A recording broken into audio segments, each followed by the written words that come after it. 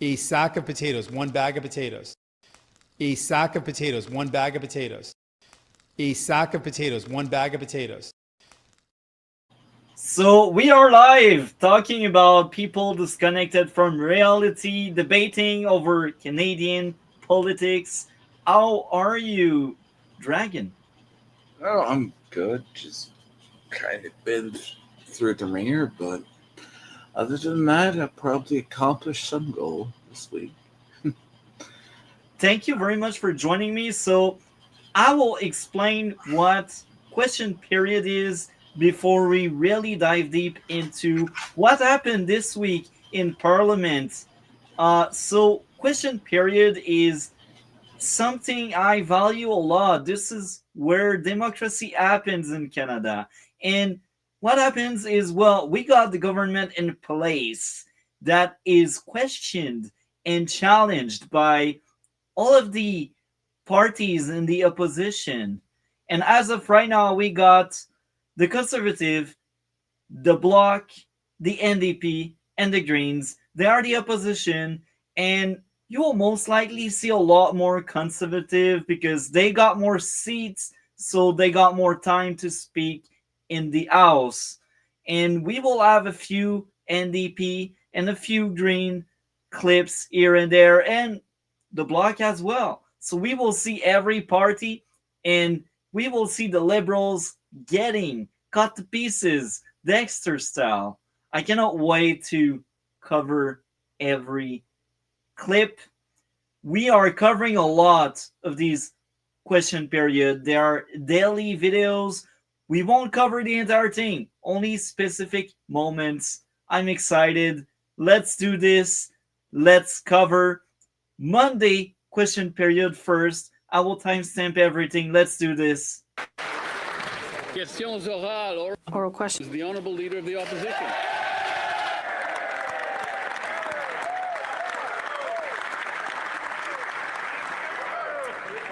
My mother taught me never to be late, so please forgive me for my late arrival to this session. I had some meetings with extremely important people in East Central Alberta, Mr. Speaker, after which I was honored to be elected by the great people of Battle River Crowfoot. I thank the great Damien Kirk who made it possible, and I thank the Prime Minister for calling a prompt by-election.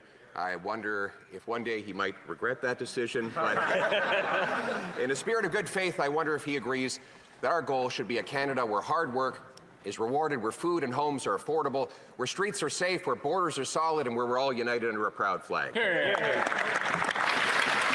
Right Honourable Prime Minister. Mr. Speaker, I'm sure I speak for all parliamentarians in welcoming the member for Battle River Crowfoot back to the House of Commons.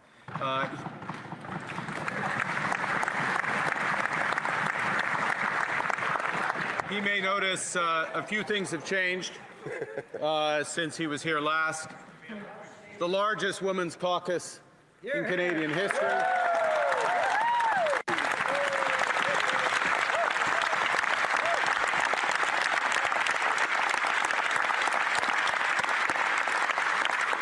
And a spirit of collaboration that was shown in the opening session, including in the passage of the Build Canada Act and the projet de loi du Bloc québécois en ce qui concerne.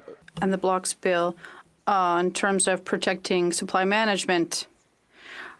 I agree entirely with the sentiment and objectives of the Leader of the Opposition.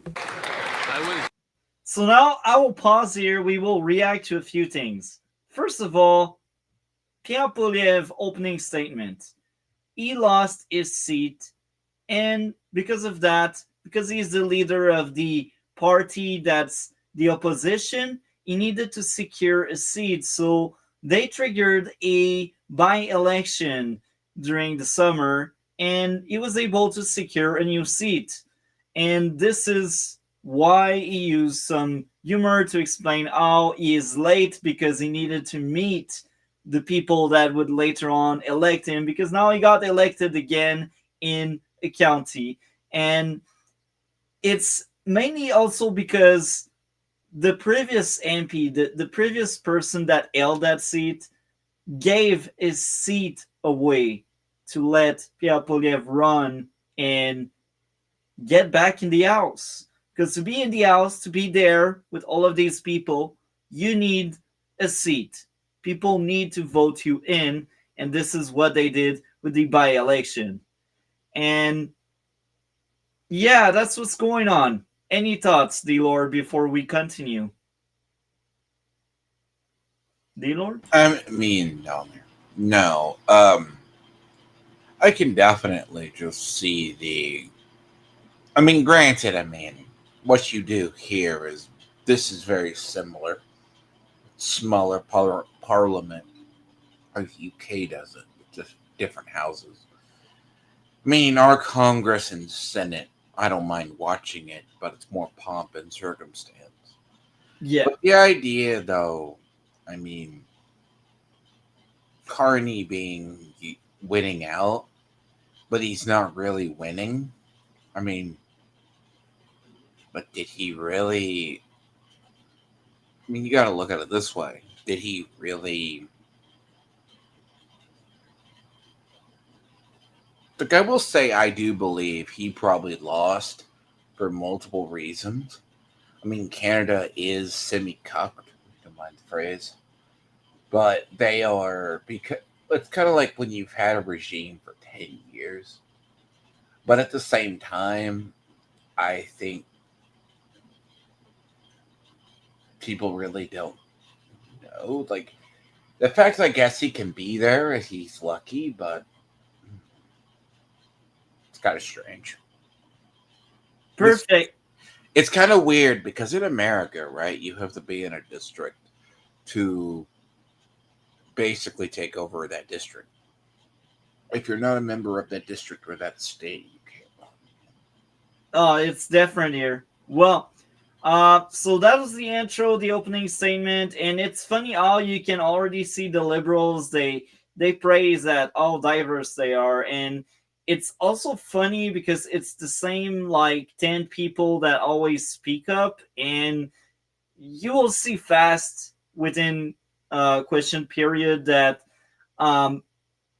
it's the same answers despite of the face. So yeah, let's get into the first question, because now that was more the intro, and that intro there we add is longer because usually it's snap question 30-second to 1 minute max, and then you pass the mic to the government in place, and this is the process. So let's do this. Let's hear more about that. I was deliberately flexible on time because it's a special day. But now we're going to respect the 35-second limit. The Honourable Leader of the Opposition. Some things never change.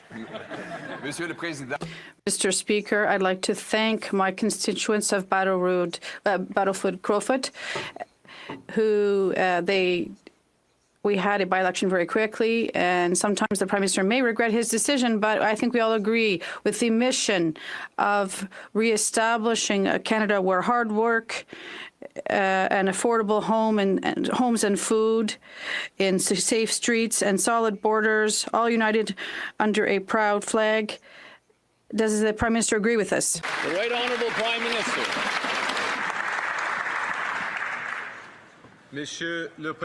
Mr. Speaker, I agree entirely with the sentiment and objectives that the Leader of the Opposition has just expressed for our great country. Thank you. The Honourable. Now, I gotta say this. I think Mark Carney already regrets accepting a fast by-election there, because what happens is you can make it drawn out and make it very long and painful for a by-election to happen. So I think they have up to like 3 to 4 months after the person that gives away their seat gives away their seat to trigger that by-election. And they actually triggered the by-election like a month after the person gave away his seat. So that was quite fast.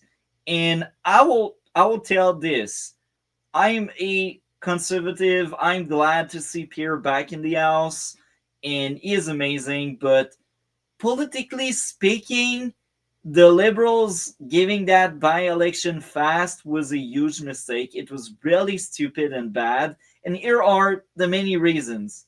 Um, the first big reason is the number of votes, because when a member give away their seat, that means they're stepping away. That means there's less vote in the House. And because that's the opposition, well, lesser opposition when they give away their seat. So the fact that they triggered that by-election fast meant it's fast that we get that seat being filled, and that's a mistake.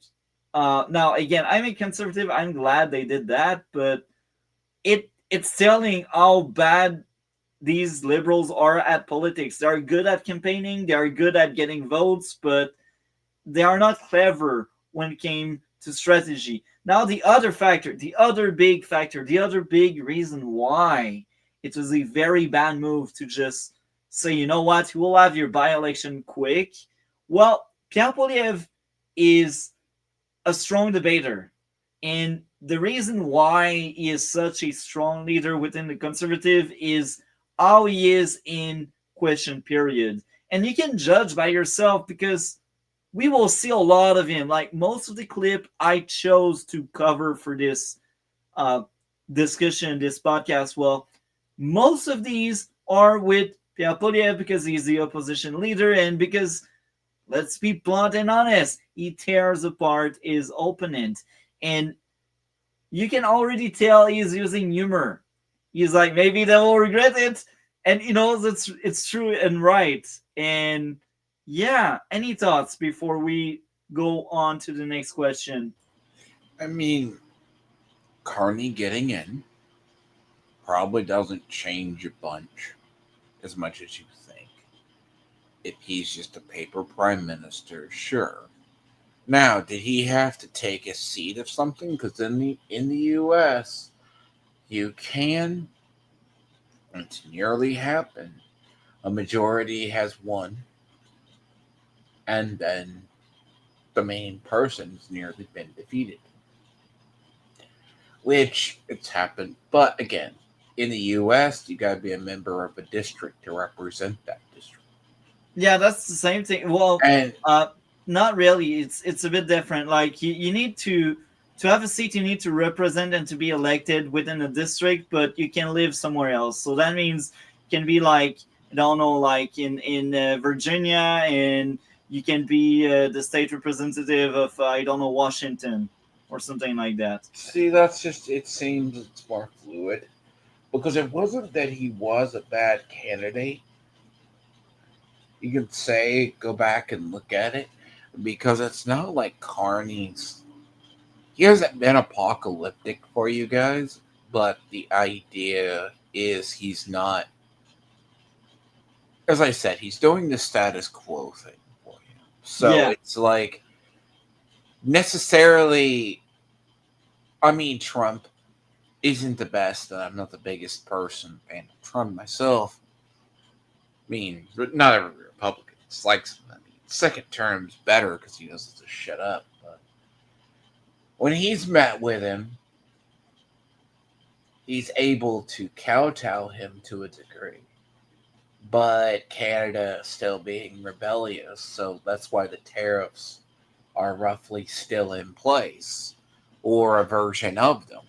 Because if they go into effect or something, but like the idea is Carney, I mean, he's trying to play well with the U.S., but he's also staying. Oh, So, you're saying that? That's gentle. You will see in one of the question period, one of the moment I selected, just laugh really hard at how Carney is handling the states. But yeah, anything else to add before we play the it's next probably question? not going to be 100% perfect, but remember, internationally is different than national politics. Yeah. Like you can, I mean, international level just generally means you're able to handle foreign. Yeah. Handling stuff nationally is a different story. Leader of the opposition.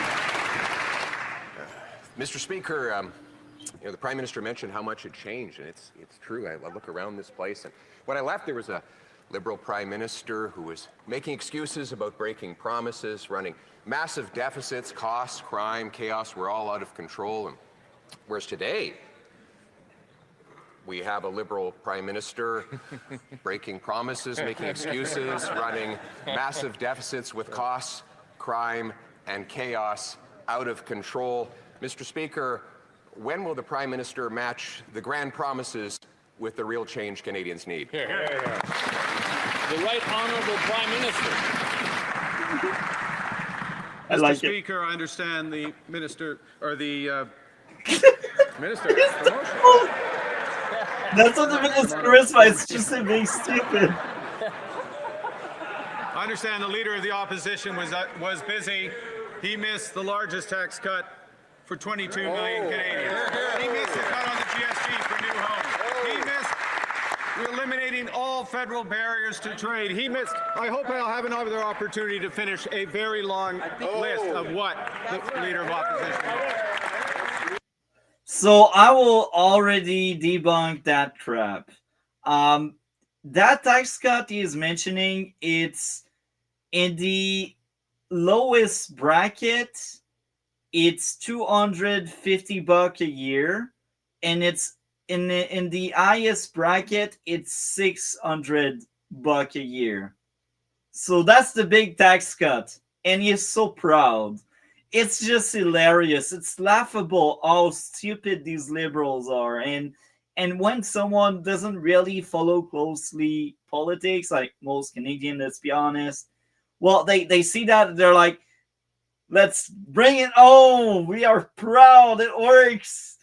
But no, folks, no. The tax cut he is mentioning is small. It's a joke. It's laughable. It's an insult to tax cut.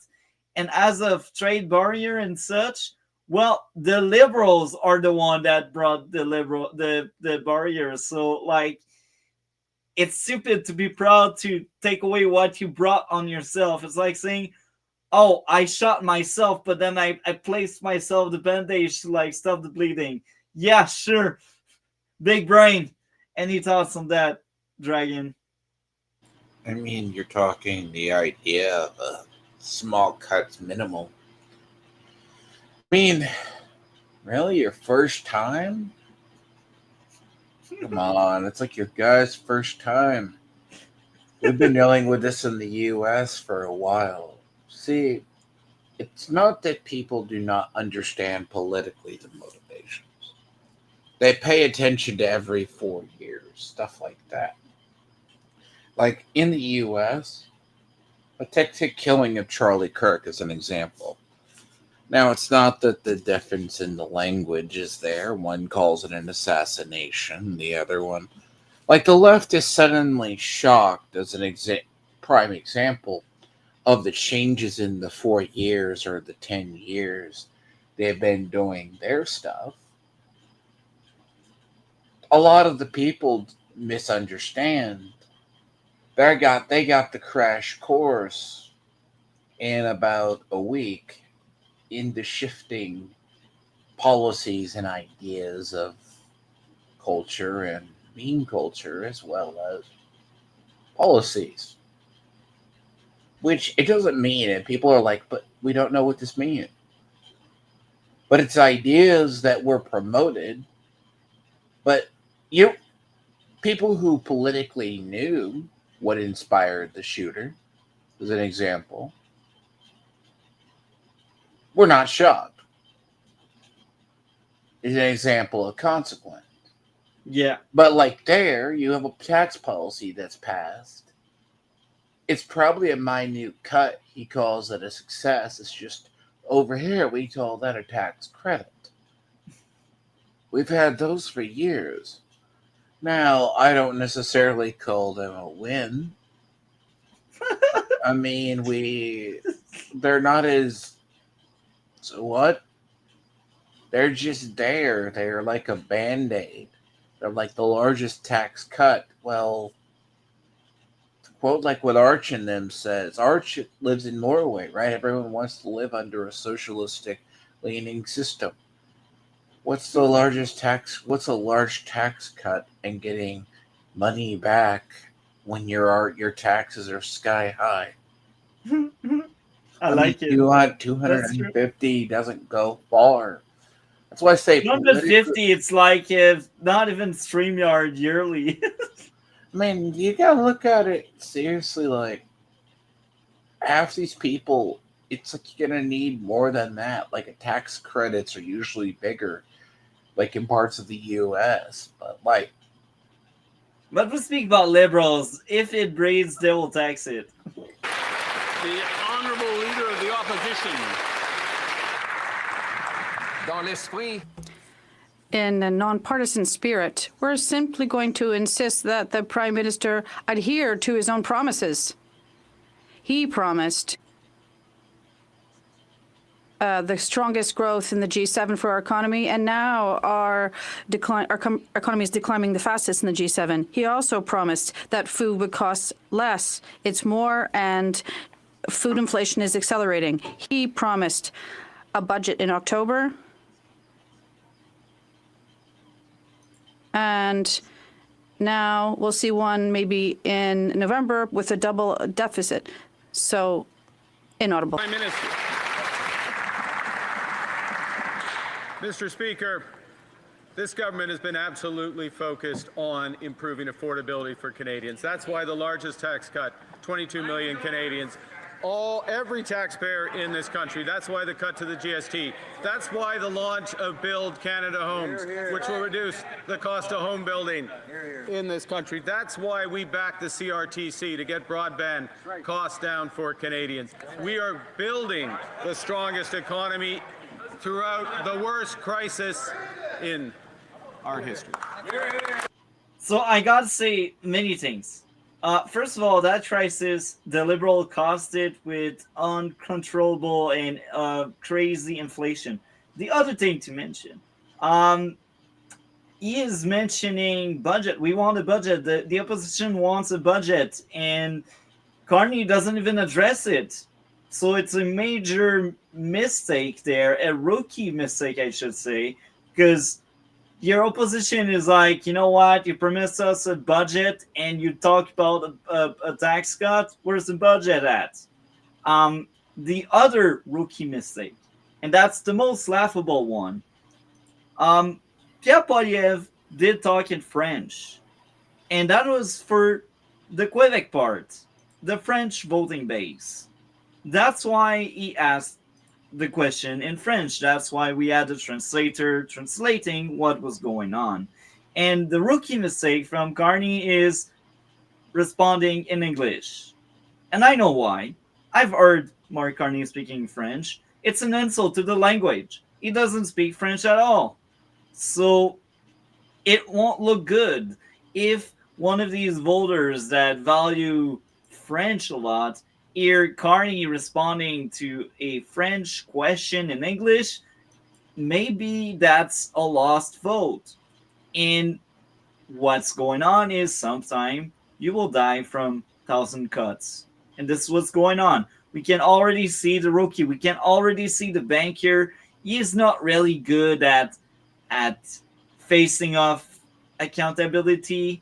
He is not really good at manning up. So any thoughts on that? I mean, what you're basically seeing is, all right, let's say he's elected. He promised to do something, but he's not delivering. Now, let me introduce you to the other joke in the U.S. When's the last time do you think we basically operated on a budget?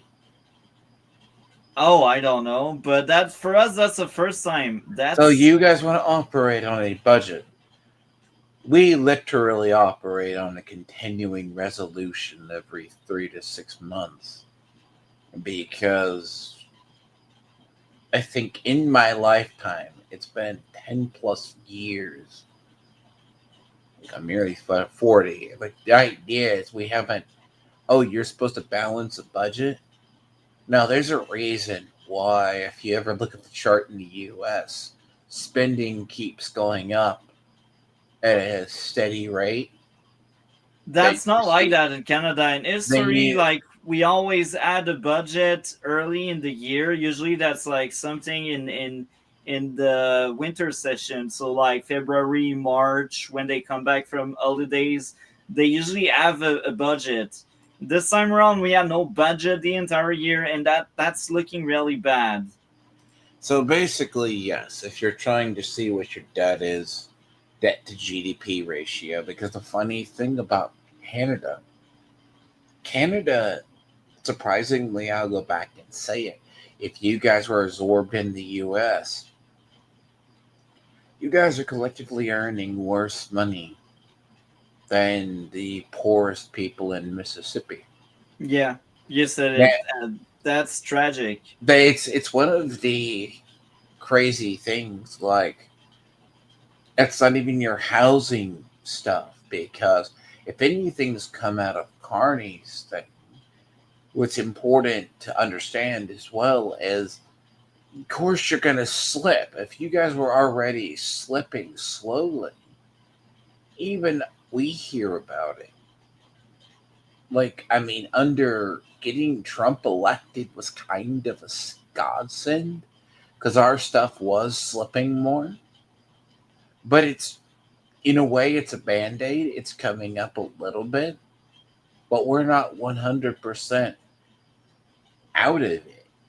Like, even his changes to the economy, it's turning around, but in 6 months, almost nearly a year, all those budget deals for the transistors and everything else, we got to wait for those plants to kick in.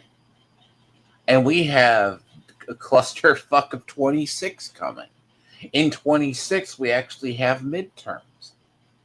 So that's when we're really going to see how much our government's changed. Because economy-wise, let's say Trump goes in, like kind of Carney did. I got tax cuts, I did this.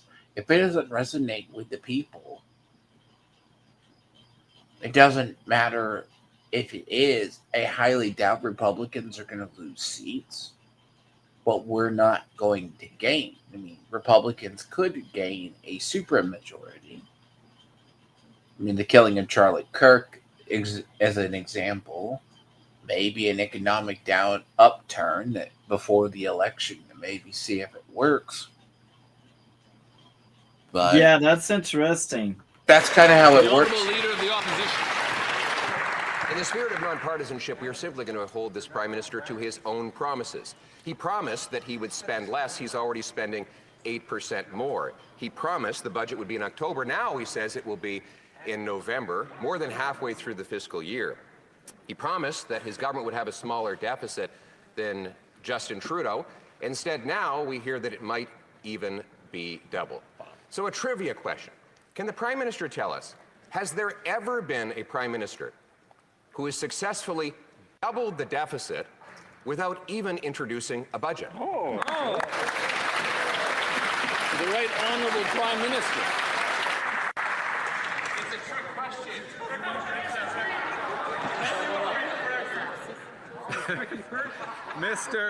Mr. Speaker, this government is undertaking the biggest investment in protecting Canadians in the Canadian military.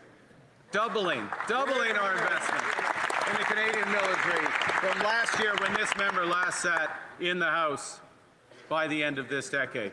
This government, there's more. The honourable Leader of the Opposition. There's a lot more debt is what there is, Mr. Speaker. A lot more debt than we ever imagined would be possible. This is a Prime Minister who said we'd have the fastest growing economy in the G7. We have the fastest shrinking economy in the G7. He said grocery prices would go down. They're going up faster than ever before.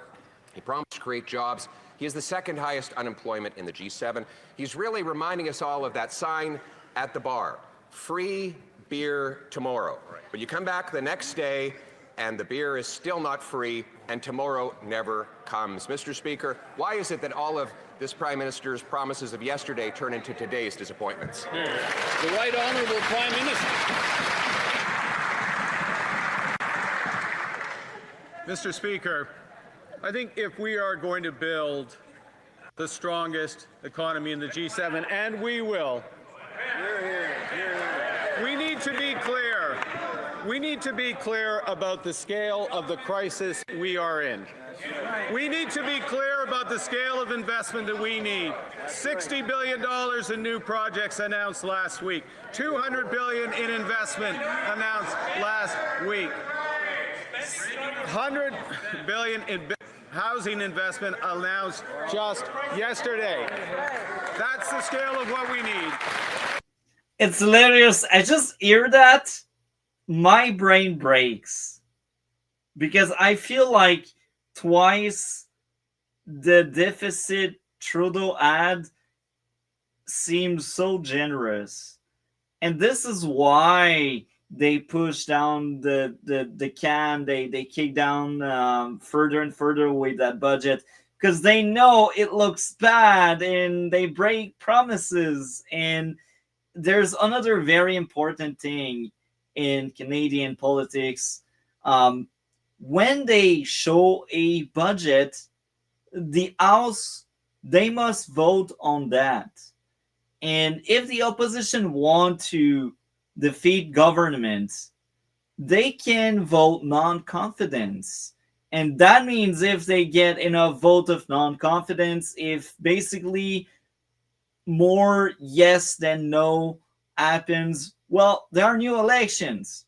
Now, I will admit that and say that I don't think they will do this fall. However, next spring, I could see it happening.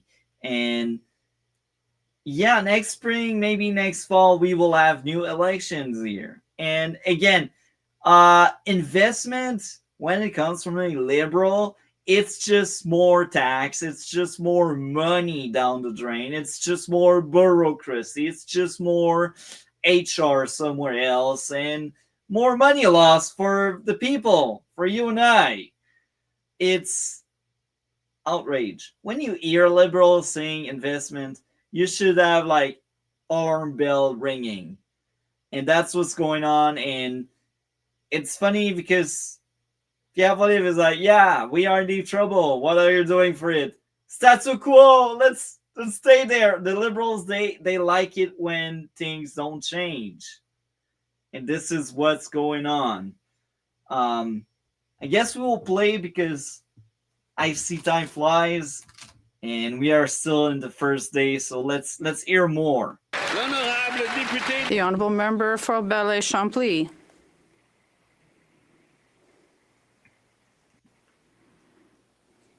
Mr. Speaker, the Prime Minister was elected saying that he would be the best to face the tariff crisis and the trade war. Almost 4 months have gone by, and Canada is not coming out on top. At best, we can say that it hasn't been a success. Can he commit now to put an end to tariffs and an end of a trade war agreement with the United States, his true priority? The Right Honourable Prime Minister. Mr. Speaker, the current situation is this. We have the best deal with the U.S. worldwide right now. We're talking about more than 85%.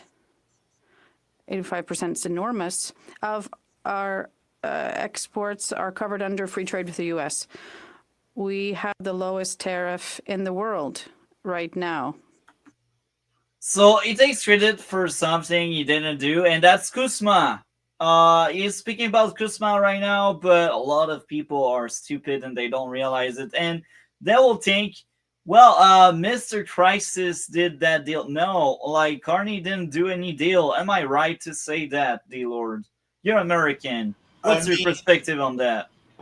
if he's talking about improving his situation, I mean, you gotta understand. As I said, maybe it's see. There's something in the UK that's happening. They There's actually a group of liberals that were part of the protest. They went to the big one that was 1 million people or had overflow and they got surrounded. He said the left was defeated. Now, that's the foot soldier on the ground or the protester that wants progressivism and that. They can bring themselves to understand what causes the issue, but they cannot fully formulate what caused the issue. They become close. They're like, maybe, are we become the government? Something is funny, it would be interesting to look into, but you'd have to have a deeper knowledge. But Carney doesn't realize it's either already a band aid or he's still causing his economy to slip further. Because that's the problem. It's not that we put 100% tariffs on you. Tariffs are just another way to balance out a trade embargo, trade deficit. Now, in reality, as it may be causing some price problems, sure. Is it the end of the world? Probably not. Now, is Trump using it as a weapon? Possibly. Man, but then again, it goes along without saying. He maybe doesn't realize that that's trickled down. I mean, manufacturing still influences stuff. Is a success. The honourable member for Balaye-Chambly. I would contest such statements which would not live up to economic analysis. We would have to look at that in another forum. But the Prime Minister says we have a privileged relationship with the U.S. and it no longer exists. But this statement didn't go over very well in Washington. Can he state today that he is confident that he can reestablish our privileged relationship of trust between Canada and the U.S. administration quickly as the best way to put our trade relationship back on a right track? The Honourable Prime Minister. Mr. Speaker, the Canada-U.S. relationship is good. Yes, we are experiencing difficulties and challenges, some setbacks, but I am proud that this government stands up for Canada, but that's true. I speak regularly with the President over the past weekend in terms of the current situation between Ukraine and Russia and China. We spoke.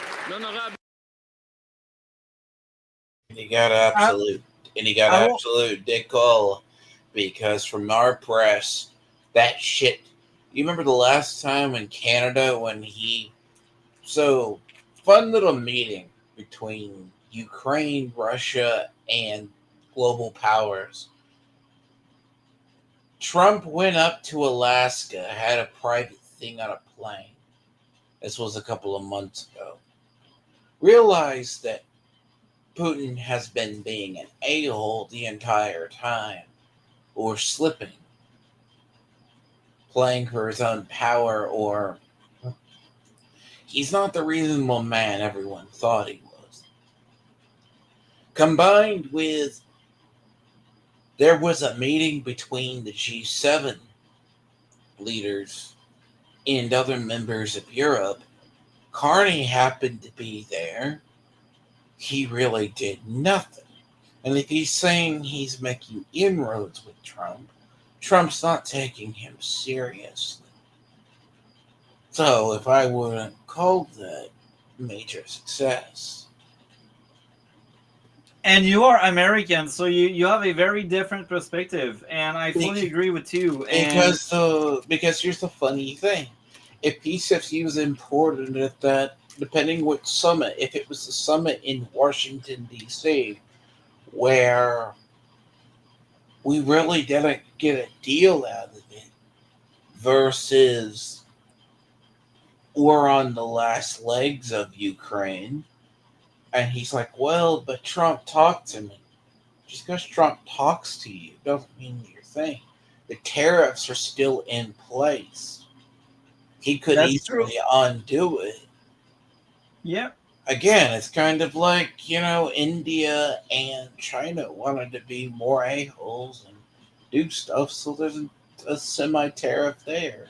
But it's like Carney also has to realize, it's kind of like Trump this week went to the UK, talked to Starmer. Starmer's trying to project a power or something. And I'm like, you don't realize Trump is just being polite.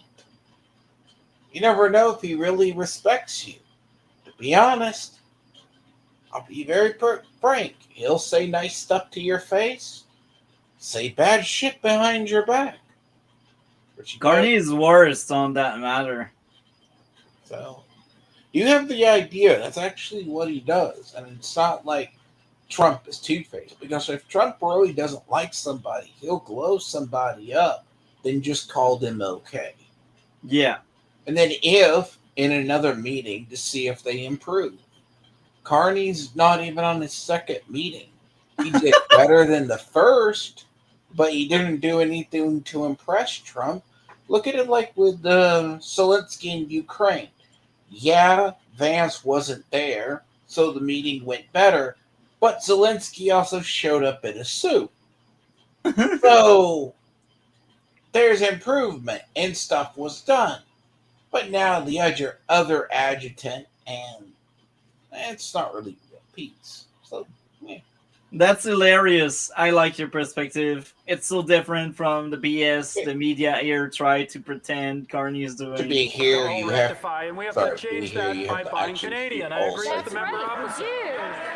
On this side of the house, we are bringing forward comprehensive Buy Canadian program to make sure all of our So it's agencies the and tail departments end are of focused the on buying previous Canadian. question. The honourable member for Vancouver Kingsway.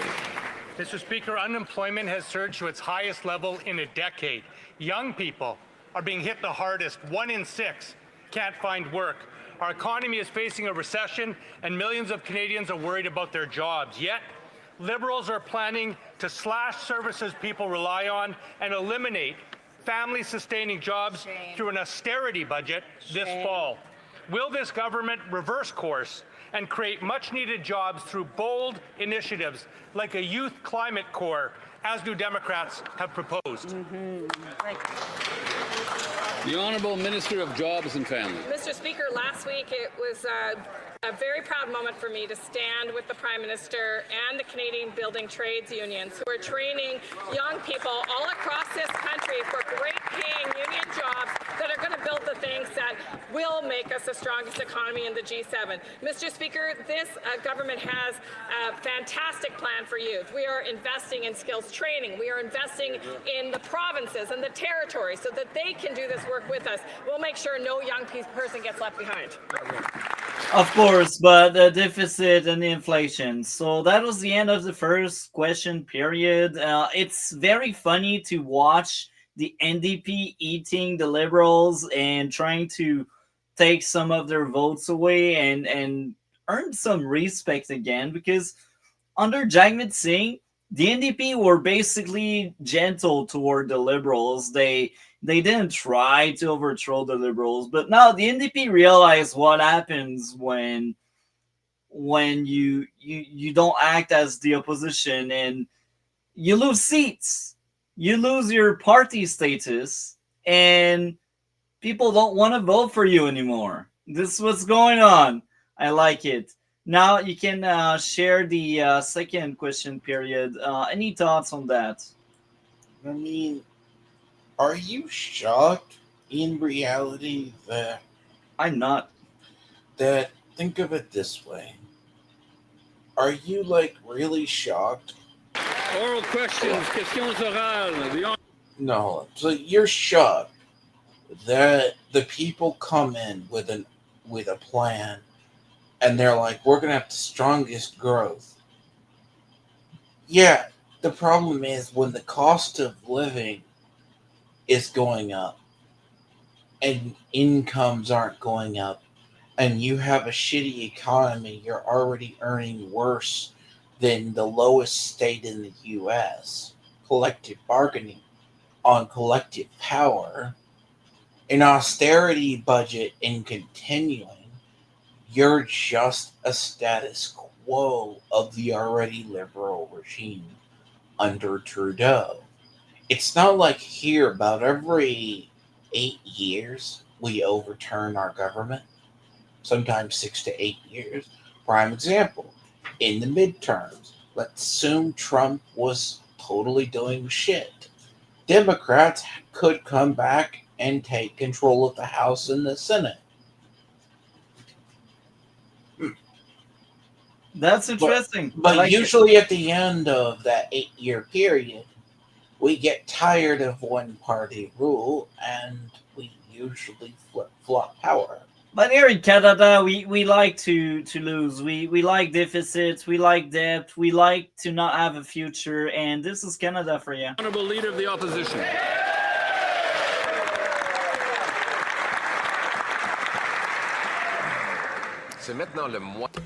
Now we're halfway through the fiscal year, and the Prime Minister hasn't even presented a budget, despite the fact that he managed to double the deficit. It's now twice as high as that of Trudeau. What an accomplishment. And now we have inflation at a rate that is 50 times higher.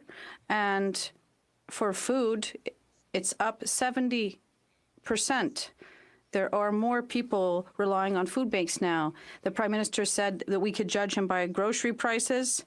So, what's the verdict? Understatement for you guys. The Honourable Minister of Because Finance. I heard a story about most Mr. of you people Speaker, are going to be going to Canadians food banks. made a choice at the Yeah, last in the election. They chose US. a government that will focus on the economy and on change, Mr. Speaker. That's exactly what we're doing.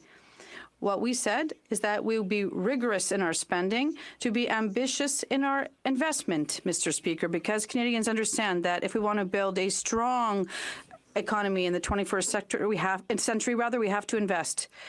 We're here for Canadians. We're going to build the most resilient economy in the G7 and for the future, and we're going to build a Canada that all Canadians can be proud of.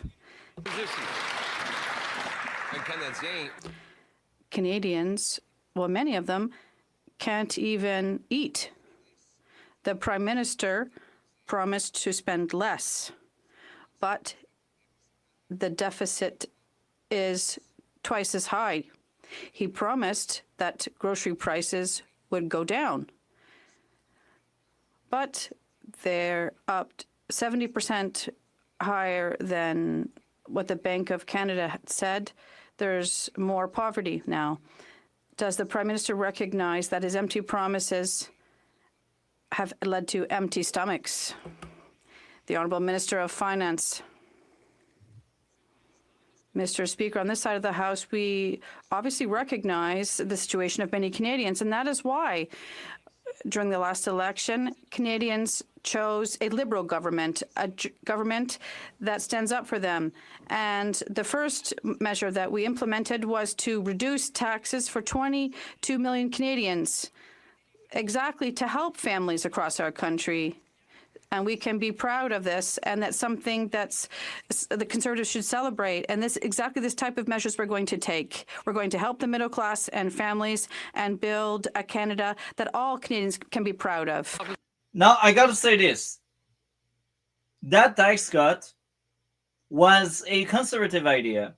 But under the Conservative, that was more than just like 250 or 600, depending where you are in the bracket. It was like at minimum 1,000, I think. It was something like that. So it was like here, when you get that, it's an austerity. Let's assume it's an austerity budget. The problem itself you're facing is okay. U.S. You're trying to right a ship of something that is declining. Yeah. Fact. Now, Canada as a whole has been degrading, let's assume, longer than it appears. Remember what I said in the UK with the, they're called like a Worker Hammers podcast? They're like, liberals have failed us and etc. They see it, but they don't 100% see it. You got people under a system in 10 years. Oh, the thing you're fighting against and you want to correct over there is now the government.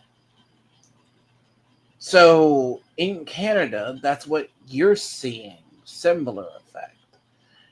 What they want to fight is they see the cause, but they don't see the trap placed in front of them or they circle themselves into. Wages are going down. Like in the UK, this group realized we brought in migrants and it drove down labor costs. They almost realized having mass immigration led to that. And the idea it was a liberal measure or whatever the opposition progressive regime over there.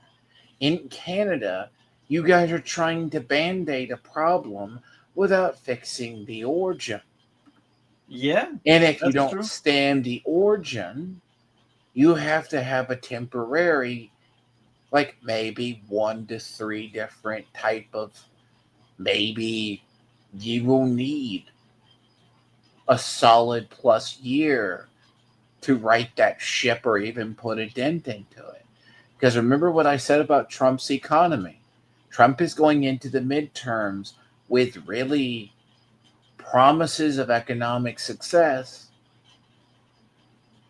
but it's going to take 6 to 8 months to manifest. Unfortunately, the issue in Canada is very much the case of you're trying to put band-aids on an issue that was already bleeding, but the issue is Carney would have to walk back more or go draconian.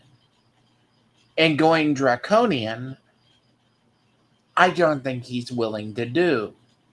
That's true. And he would need to stop his stupid green agenda. But hey, if he does, that's a good thing, because if he would have to strip back, basically, if he was going to be a proper prime minister.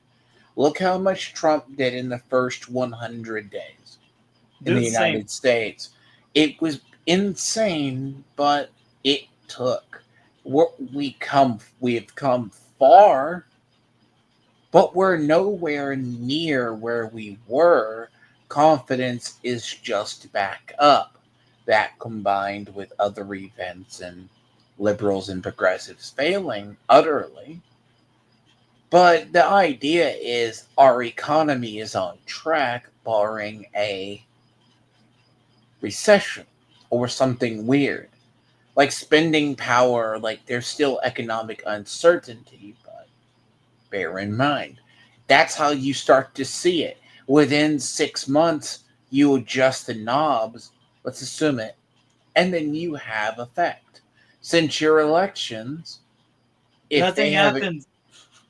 Yeah, they don't. And again, if Carney drops his green agenda, that's a win-win, because we would make more money in 6 months, and he would lose some vote, because a lot of his green zealot that votes for him will be like, oh, he stopped the green agenda, so let's vote NDP, let's vote green instead of voting liberal. And that's amazing. We want that. So Carney, break your promise. Carney, make some money. Let me say this too. Also, you have this issue of, remember what I said during your election? You have, there is no difference between the NDP and the Liberals. You had one conservative party up there, led by Polyev, right? Yeah. You have one The rest are flavors of liberals. Yeah. And in the U.S., remember what I said to you? This is just in the U.S. Like, we have a two-party system where the flavors of the liberals, the main people in control of the liberals in the U.S. that are in the driver's seat, are largely progressive or the extreme, because they purge their moderates. That's why they've been losing elections.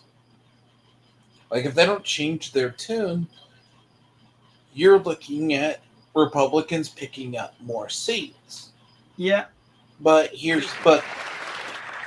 Speaker, the Prime Minister promised that he would spend less, yet his deficit spending is 100% more than even Justin Trudeau. And what is the real human consequence of that? I'm shocked. Food price inflation is rising 70% faster than the Bank of Canada's target. And today, the CEO of the major food bank network in Toronto says that there has been a 400% increase in food bank use there. Does the Prime Minister understand that his empty promises lead to empty stomachs? The Honourable Minister of Finance. Mr. Speaker, it's reassuring to hear the Leader of the Opposition that listened to the Prime Minister during the summer. I'm glad to see that he retained that we're going to spend less so we can invest more, Mr. Speaker. Investing is wasting money. For example, No, that's just empty rhetoric. Garbage. What he is basically saying is the problem's not happening because in this format he can look for it. But he can talk all he wants, but if the numbers go contrary to this,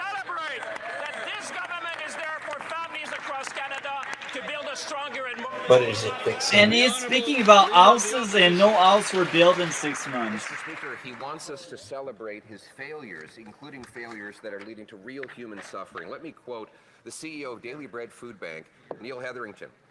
So giving you some context, previously before the pandemic, we were at 600,000 for the year visits to the food bank. And so it took 38 years to get 1 million visits per year, and then only 1 year to get 2 million visits, another year to get 3 million. Now we are at 4 million visits. Food bank lineups are growing and growing at an accelerating rate under this Prime Minister. I've heard this. Does he realize This is the trickle very down to the US. real human consequences of his broken liberal promises? Yeah, this is trickled down to the U.S. Minister of Natural Resources. Mr. Speaker, I'm here to announce some good news. Last night, Canada and British Columbia approved the new Silicon LNG export terminal in northern British Columbia. 6 months ago, they were saying there's no case for It will LNGs. be the second largest private sector investment in the history of this country. The second largest in the history of this country. It will employ thousands of Canadians. We would love the Conservatives to help us build Canada. The Honourable Leader of the Opposition. Mr. Speaker, the question was not about re-announcing a previously approved project. It was about the cost of food. And frankly, it is insulting. We have asked 10 questions about the cost of food in the last 2 days, and not a single Liberal minister will get up and answer it. Maybe that's because the inflation rate on food is 70% above the target.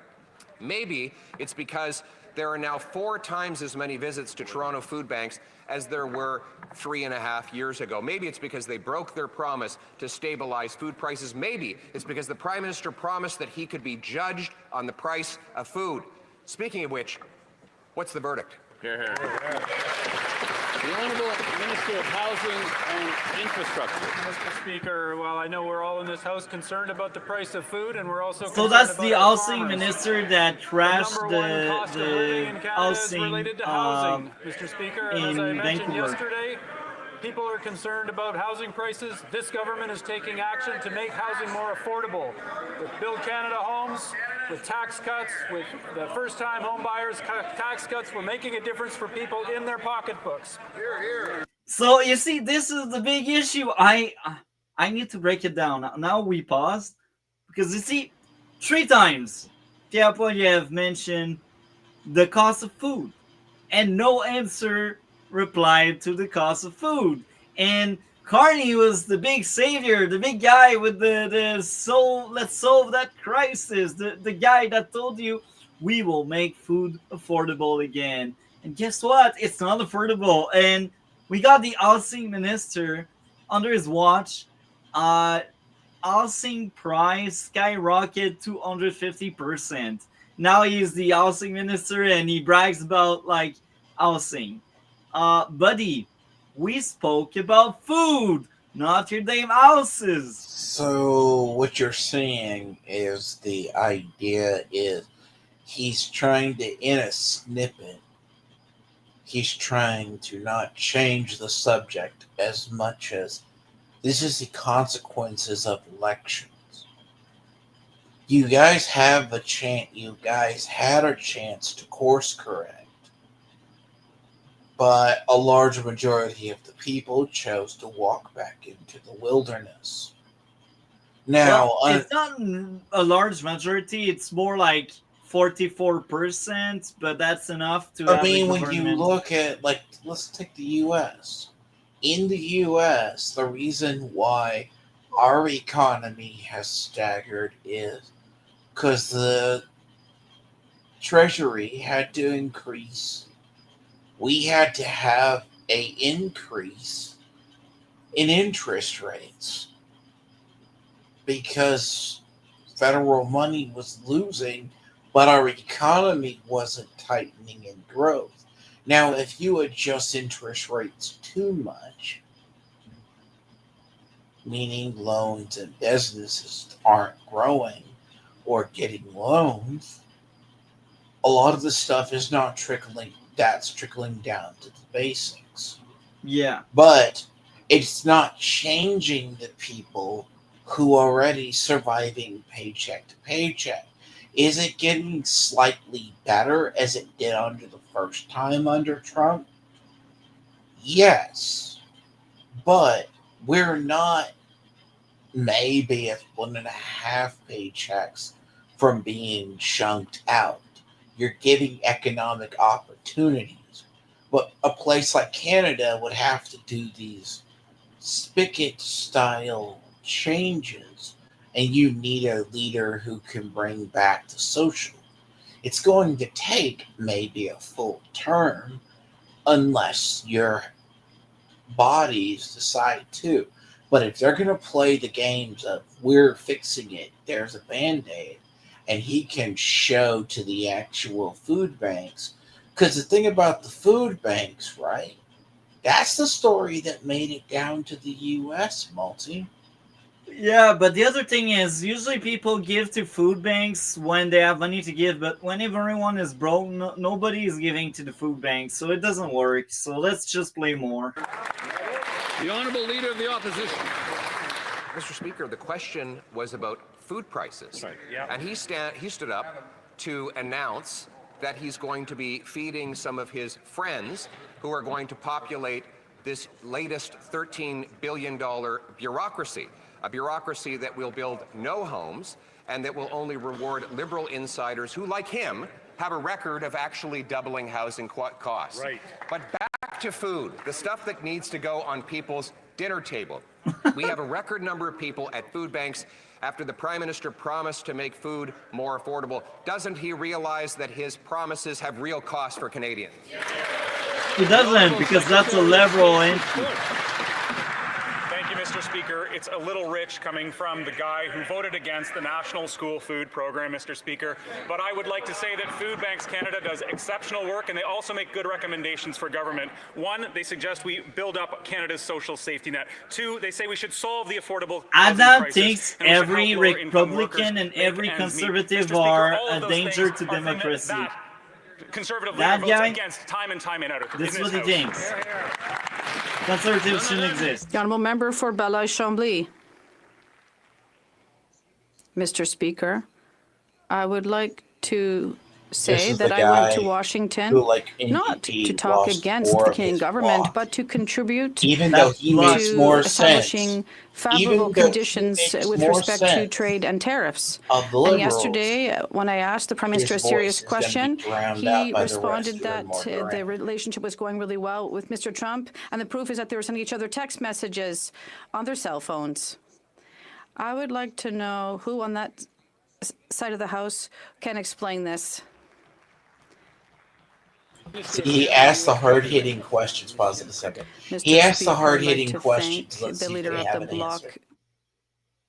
answer. You won't have an answer. Look at See that. if they this have an question. answer. I'm not at all shy to remind members on this that we are in discussions, important discussions with the United States on 2 fronts. First, how to improve in the short term our trade relationship, obviously focused on strategic sectors, steel, aluminum, cars, and softwood lumber. And at the same time, we're preparing for the overhaul of the trade deal between our 3 countries. We're working with the Mexicans and the U.S. on this. The honourable member And for Mexico Chambly. sent us back. What I heard in Washington, Mr. Speaker, was that people were disappointed in the absence of the Prime Minister, even though the ministers visited. And people think that there's a lack of respect in the government's attitude that says this privileged relationship is finished with the U.S. So I asked the Prime Minister to correct this yesterday. Is the government not concerned that the United States legitimately, before negotiation, be concerned with the attitude from the Canadian government? The Honourable Minister of Canada-U.S. Trade Relations.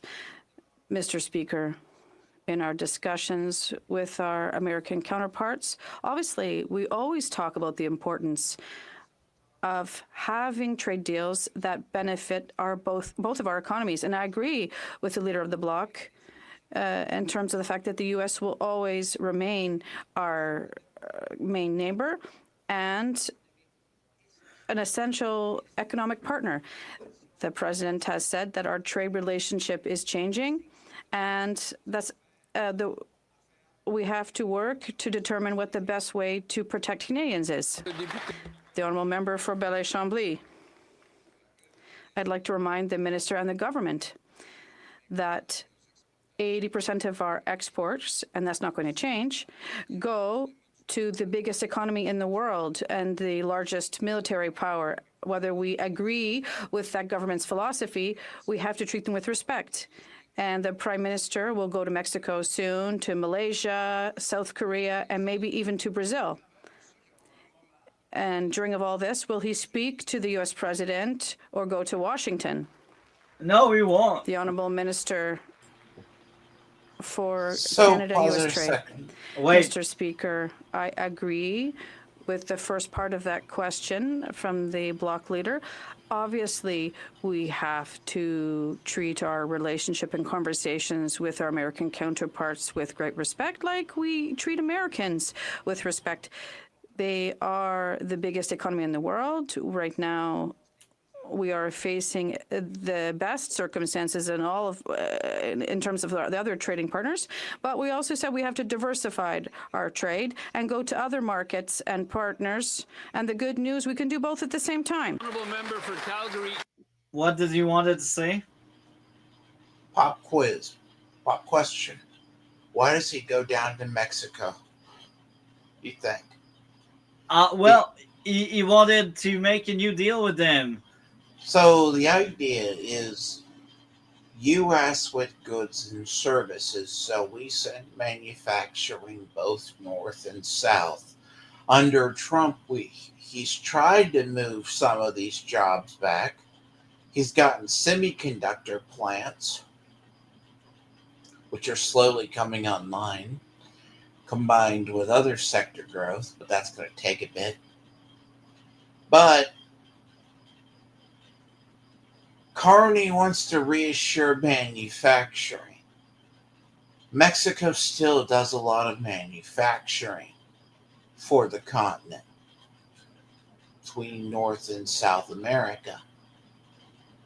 So the thing is, you still need the U.S. Now, let's see how he squares that circle. Because if he's going to go talk to them, you're going to need a deal. But it's also not like Mexico's in a position to bargain either. Their stuff is declining on more than... due to Mexicans degrading, the degrading going down in Mexico, a lot of the manufacturing is moving back to the U.S. I'm not surprised. Everyone to support it to build a strong country. The honourable member for Rosemont-la-Petite-Patrie. On August 17th, Air Canada flight attendants went on strike to demand payment for what they do, the work they do before flights. That same day, just a few hours later, the Minister of Employment invoked Section 107 of the Labour Code to put an end to pressure tactics. This was a major assault on workers' rights and on free bargaining. It was a gift to the company, who admitted they were just waiting for the government to intervene. And the Liberals have used this weapon 8 times over the past 2 years. Will the Liberals support workers and scrap Section 107? The Honourable Minister of Jobs and Families. Mr. Speaker, we seek a balance between labor and owners. Both parties, unions and employers, to find balance, to make sure that we uphold the collective rights for labor action, but that we also maintain industrial peace. Canadians expect us to get this balance right, and that's exactly what we've done. How do you balance a flawed policy, which is a cause and effect? Has been replaced with checkbooks out.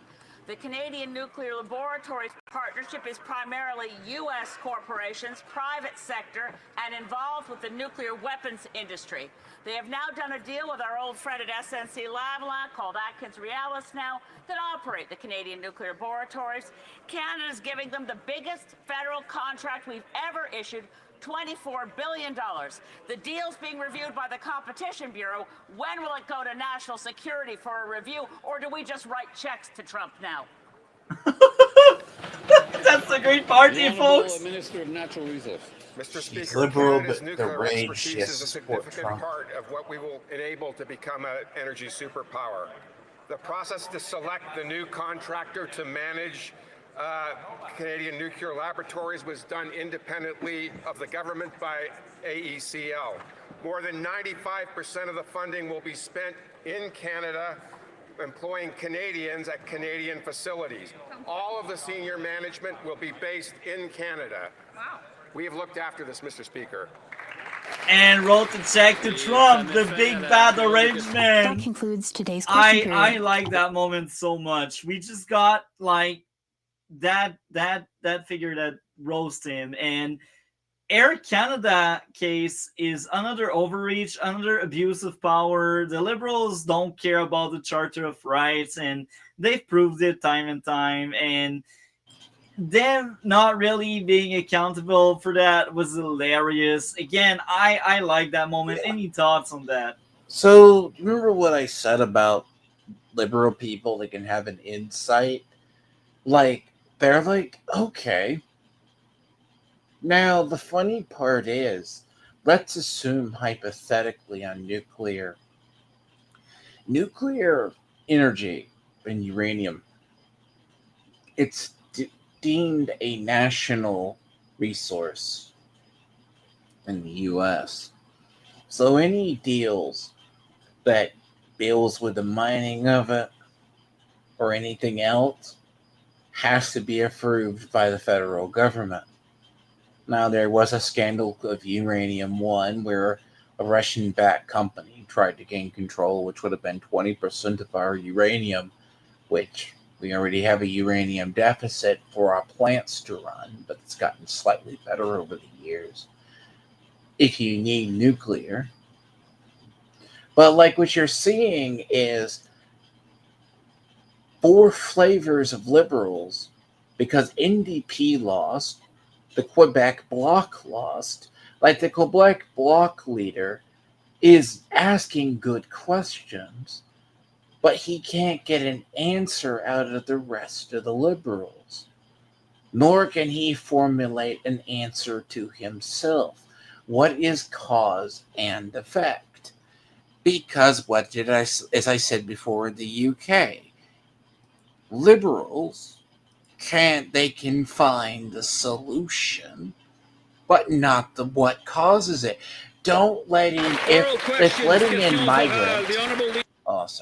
If letting in migrants was pushing down labor costs and allowing companies to cut wages while increasing the price of housing, then cut the immigration, right? Yeah, that's logic, but you don't see these people follow. The liberal don't follow logic. Yeah, you're right. This is the thing in Canada. Just think of a situation like this in Canada. Follow what caused it. Just because the logic and the problem of liberals, they see a problem, they go for a solution. Now, in a traditional mannerism, that doesn't cause an issue. You cannot balance out certain issues with an equivalent. After so long, you can't square that circle. So that comes home. Oh, if you go against immigration, like prime example. You're racist. You're a racist, or you hate people coming in and you're a nationalist. What? Because that doesn't square that circle, because that's contradictory, because they feel the need to, in their mind, offset the social impact. But when they have to fix a problem 4 steps down the road, or 3, they don't realize, oh, you remember, that's what's happening in the U.S. In the U.S., there's a reckoning on progressives. Not as much liberals. Liberals are catching it because they embraced being progressive. They're like, these people are like, you believe in free speech, right? Okay. Yeah. Our freedom of speech ends at causing violence. And left has been at that for a while. But a lot of people, when you ask conservatives, the meme you lean forward, he goes, who told you could do cancel culture? You're being hypocrites. Let's move on now. We know they're hypocrites. We know it. But let me say, let me say this one thing. When you get there, the problem is liberals are now facing consequences, because it's the conservatives going to the people saying, you're the ones who told us cancel culture or stole it from us, and you're the ones who weaponized it. Have fun. Yeah. Same things going to happen. That's the only way to reverse what's happening in Canada. You need a regime. And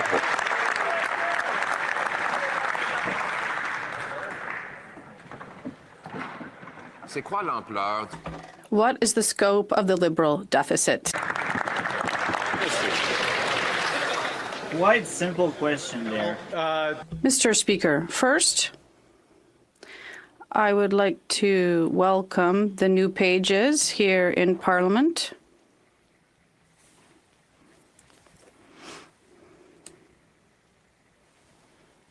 He's wasting time right now. No, he can do pomp and circumstance from the government released on November 4th, and that will be the biggest investment budget in generations for Canada. The Honourable Leader of the Opposition.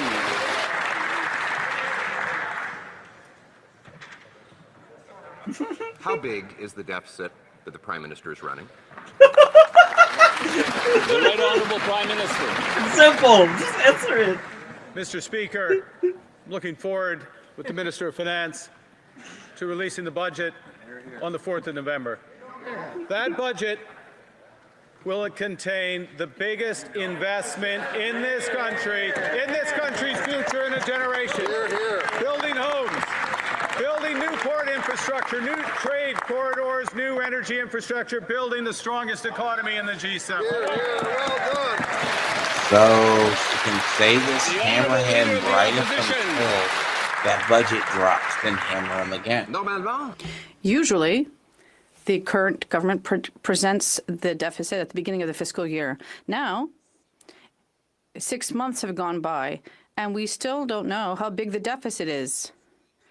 This means a lot of uncertainty and pushes away investment and kills 86,000 jobs. It's the first time in the country's history that the Prime Minister won't tell us what the deficit is 6 months into the fiscal year. He says he's a budget expert, so does he know how big his deficit is? Yes or no? The Right Honourable Prime Minister. I like what's going on. I'd like to thank him explain for to the me, are compliment. those Sikhs or Indians? Yes, I am What? a fiscal budget I will pause expert. after.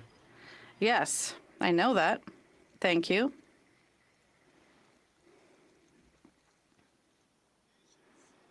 And I know that the current economic context here in Canada, well, and what's causing uncertainty is a trade war.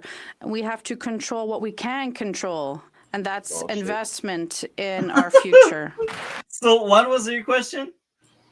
Well, first off, I want to ask, those are clearly people who are like Indians who are represented, right? Or they're Sikhs. Those are the ones with the turbans. You don't know what districts they're from, but no, let me say this. Like, so what he needs to do, if I were Pierre Poilievre, right? This is what I would do. Conservatives' only chance to hit him is, okay, he promised a budget. He promised this. He's doing the right thing of chipping away at it. This is something that largely he was already fighting a tide uphill because people are going to vote shades of progressive, or like if it was a straight two-party election, the Liberals would have lost.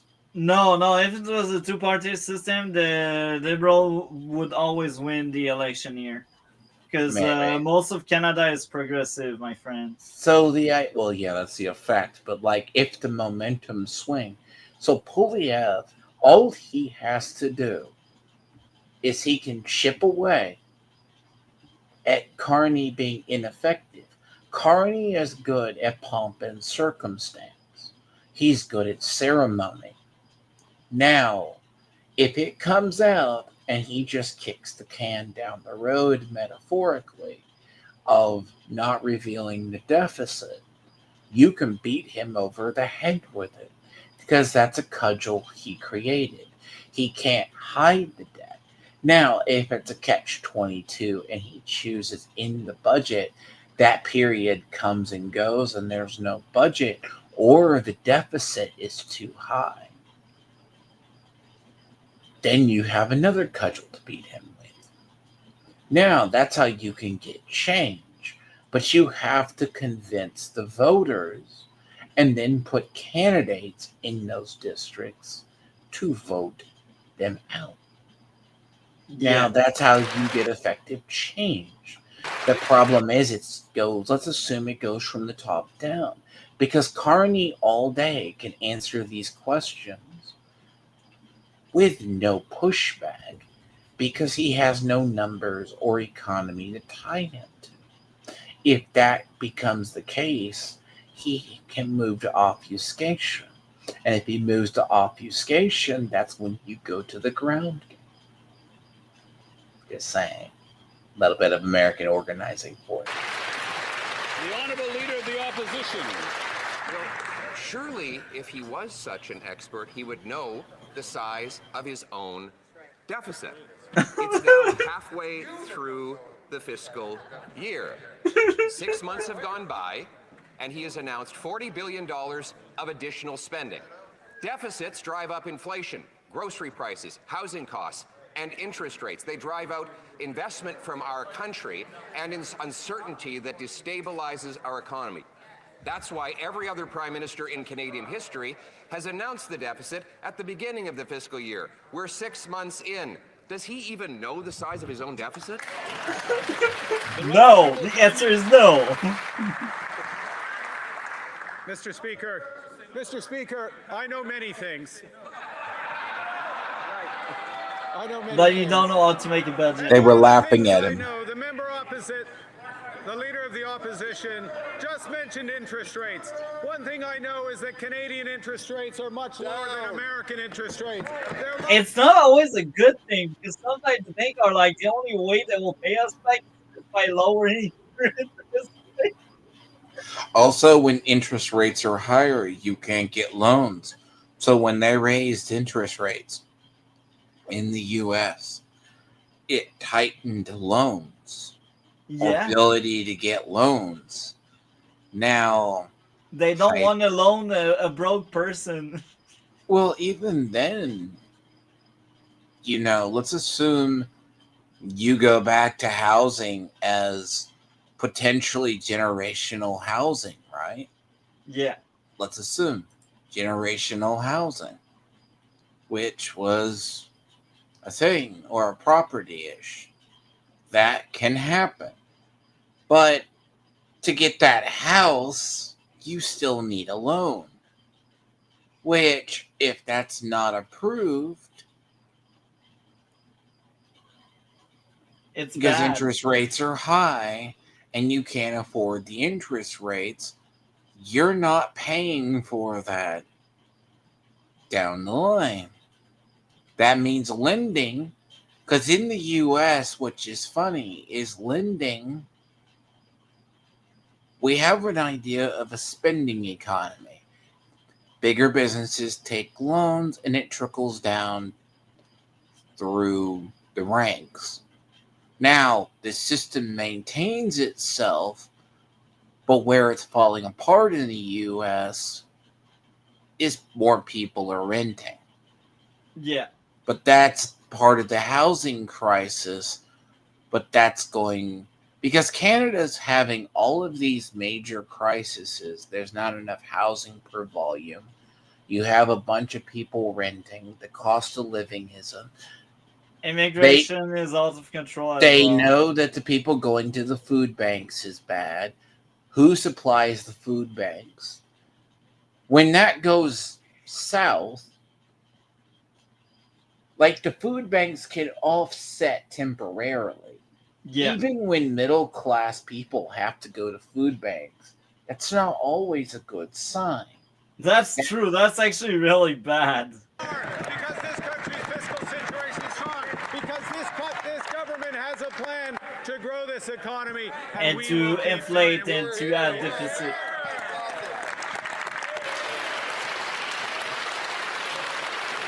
The Honourable Leader of the Opposition. Speaker, the collapsing economy is bringing down interest rates, but the financial expert doesn't even know what his own deficit is. But another financial expert spoke yesterday. The parliamentary budget officer said the deficit will absolutely be higher because of additional spending. He said he doesn't know what the government's fiscal anchors are because they do not exist. He says the labor market sucks and wages are not going up. These are quotes. Is this why Liberal members on the committee who heard those truth bombs threatened that the Prime Minister would fire the parliamentary budget officer after 166 days? So, fun fact, by the way, the budget, let's assume they're catching wind of the budget. I don't recognize that, Mr. Speaker, I don't recognize that characterization. I just appointed the parliamentary budget officer. And this government does have fiscal anchors. This government has fiscal anchors. We are going to spend less so the country can invest more. We are going to balance the operational budget in 3 years. We are going to have a declining level of debt. And we're going to do all of that. The reason why you have low interest rates is because the earning power doesn't adjust. That's lies and gaslighting. You can have a lower interest rate, but it doesn't because people can't maintain it without collapsing your economy. The appointment of the parliamentary budget officer temporary, so that he could hold a sword over his head and threaten him if he speaks the truth about the financial mess the Prime Minister The Marxist way. has made. You know, To a government that doesn't know how to count, there is nothing more terrifying than a man armed with a calculator. And this Prime Minister wants to silence the parliamentary budget officer from telling the truth about the fiscal mess that he has created under his watch. So will he, Mr. Speaker, legalize math, make the parliamentary budget officer's position permanent, and tell us how big the deficit is? The Right Honourable Prime Minister. He's laughing because he knows he will lie and people will just... Mr. Speaker. With In respect French, to consultations on making the parliamentary budget officer's position permanent, I look forward to speaking to the leader of the opposition, le chef de bloc, The leader of the Bloc Québécois. of other parties in Parliament, so we have a consensus on that appointment. I welcome that opportunity. We will do it at this. Yes, because this is the new spirit, Mr. Speaker, the new spirit of collaboration that has been put forward. The problem is they're laughing. He knows he's lying. That's why he's laughing. They're laughing. They're laughing at him jokingly, but it's terrible. The honourable member for Ballet-Chambly.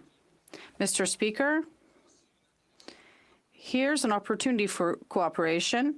We've heard a lot of speculation in recent hours about the possibility of the government tabling this afternoon something that goes against the notwithstanding clause in the Constitution. But there is a poll or a survey with a very large consensus in Quebec in terms of the value of state secularism. Can he commit to respecting Quebec's province's right of using the notwithstanding clause, even in a preventative manner? The Right Honourable Prime Minister. Mr. Speaker, one of the responsibilities that are the most important of the government is to defend the Charter of Rights and Freedoms in Canada. So I will break down two answers. So basically, the notwithstanding clause is something in the charter that give each province some kind of independence from the federal government on a lot of matters. So it gives the province agency, so each province deal with some issues the way they want. So what the Liberals want to do is to rewrite the charter to take away the power from the province. Therefore, they want more centralized control. It's like saying, you know what? The states in the USA, they're no longer independent from each other. Now we will just say the president can change how things are done under each other states. So this is the notwithstanding clause. It's to protect the province, the independence of each province. Alberta, Saskatchewan, every province, they're like different household, and the government is just a guy that makes sure no house are burning. You know, they're not there to tell you what to eat or if you can have dogs and cats. But now, because the Liberals, they want a power grab, they want to tell you if you can have a cat or a dog. They want to tell you what to eat. This is the Liberal philosophy, and it's hilarious. Let me finish. Yes. Let me finish. It's hilarious because he's saying the Charter of Right, and they already did two violations. They already insulted twice the Charter of Right, and if they succeed in what they want to do with the notwithstanding clause, that'd be a third strike, a third time where the Liberals, the party of the Charter of Right, actually go against the Charter of Right. And now I will bring proof of what I'm saying, that they are the party that don't care about the Charter of Right. They will say they care, but they don't. Proof number one, the Freedom Convoy 2022. It was a peaceful protest, yet they were considered a terrorist organization. And even the courts said themselves, the government in power, being the Liberals. The Emergency Powers Act could be. Yeah. I was going to bring that up because the funny thing about the Emergency Powers But I'm not done, Lord. Then we can talk about what you want that. But so the Liberal, they abused their power back then. they didn't care about the charter, because in the charter you can protest as long as it's peaceful and you don't break things. You can protest. That's your right in the charter. Yet the liberal, they labeled the convoy as terrorist organization. They arrested the convoy. They sent some of the members in jail. So that was the first offense. That was the first time the liberals said, you know what, F the charter. Second instance, Air Canada, something we mentioned earlier in this stream. So again, that was another protest. They had the right to strike. The right to strike is within the Charter of Rights. And guess what? The liberal, they stepped in and they said, you know what? Your strike is illegal. So once again, they abused their power. It's the second strike. So again, when you see a liberal praising how they are for the Charter of Rights, every action they are taking is against it. They want to rewrite history. They want to rewrite the charter. This is what's going on. It's disgusting. I hate Carney and all of his minions. He's surrounded with his cabinet members. They're all complicit. They're all disgusting people. Now I let you talk. What did you want to say? I was going to bring up during the trucker protest. Yeah, that's the convoy. They went to your. They went through your courts. See, in the U.S., you can't just declare martial law or send National Guard to a city, barring the natural disaster or something, because even at our lowest, when Antifa was burning down cities in Black Lives Matter era, you still needed permission from governors. Now, you're under the assumption in the U.S. that just because a large majority of liberals or people know the Constitution or parts of laws exist, they won't circumvent it. Your court upheld the use of emergency powers to weaponize everything against the enemies of the state, down to their banks. Now, that was always an abuse of power. In the U.S., we were like, well, most of us were saying the trucker protest was the last gasp of freedom for you guys. Yeah, that's true. Strangely enough, that was the rise of it, because ever since then, it's been the steady rise of whatever liberal regime is going to take over. Even if Trudeau somehow was defeated, they will have another candidate. Now, flash forward years later, like the Quebec Bloc guy cares about his section, but he asks questions. But what you don't realize is they've either tightened the reins or they know they have the power. You can bring up the charter or whatever you need, and they go, oh, legally there's a constitution. But they go, oh, but there's this laws that trump that constitution, right? Or trump that register. They can go to the courts. Because in the U.S., what they do is if they can't get something done, they conduct lawfare. And in Canada, you can do more lawfare. Let's assume there's a person in the population that now speaks out. That person is subject to potential total ruin down to the banks. Yeah. Think of what politicians do. The problem is they know the means to get it done. And if they have to, they can go to lawfare.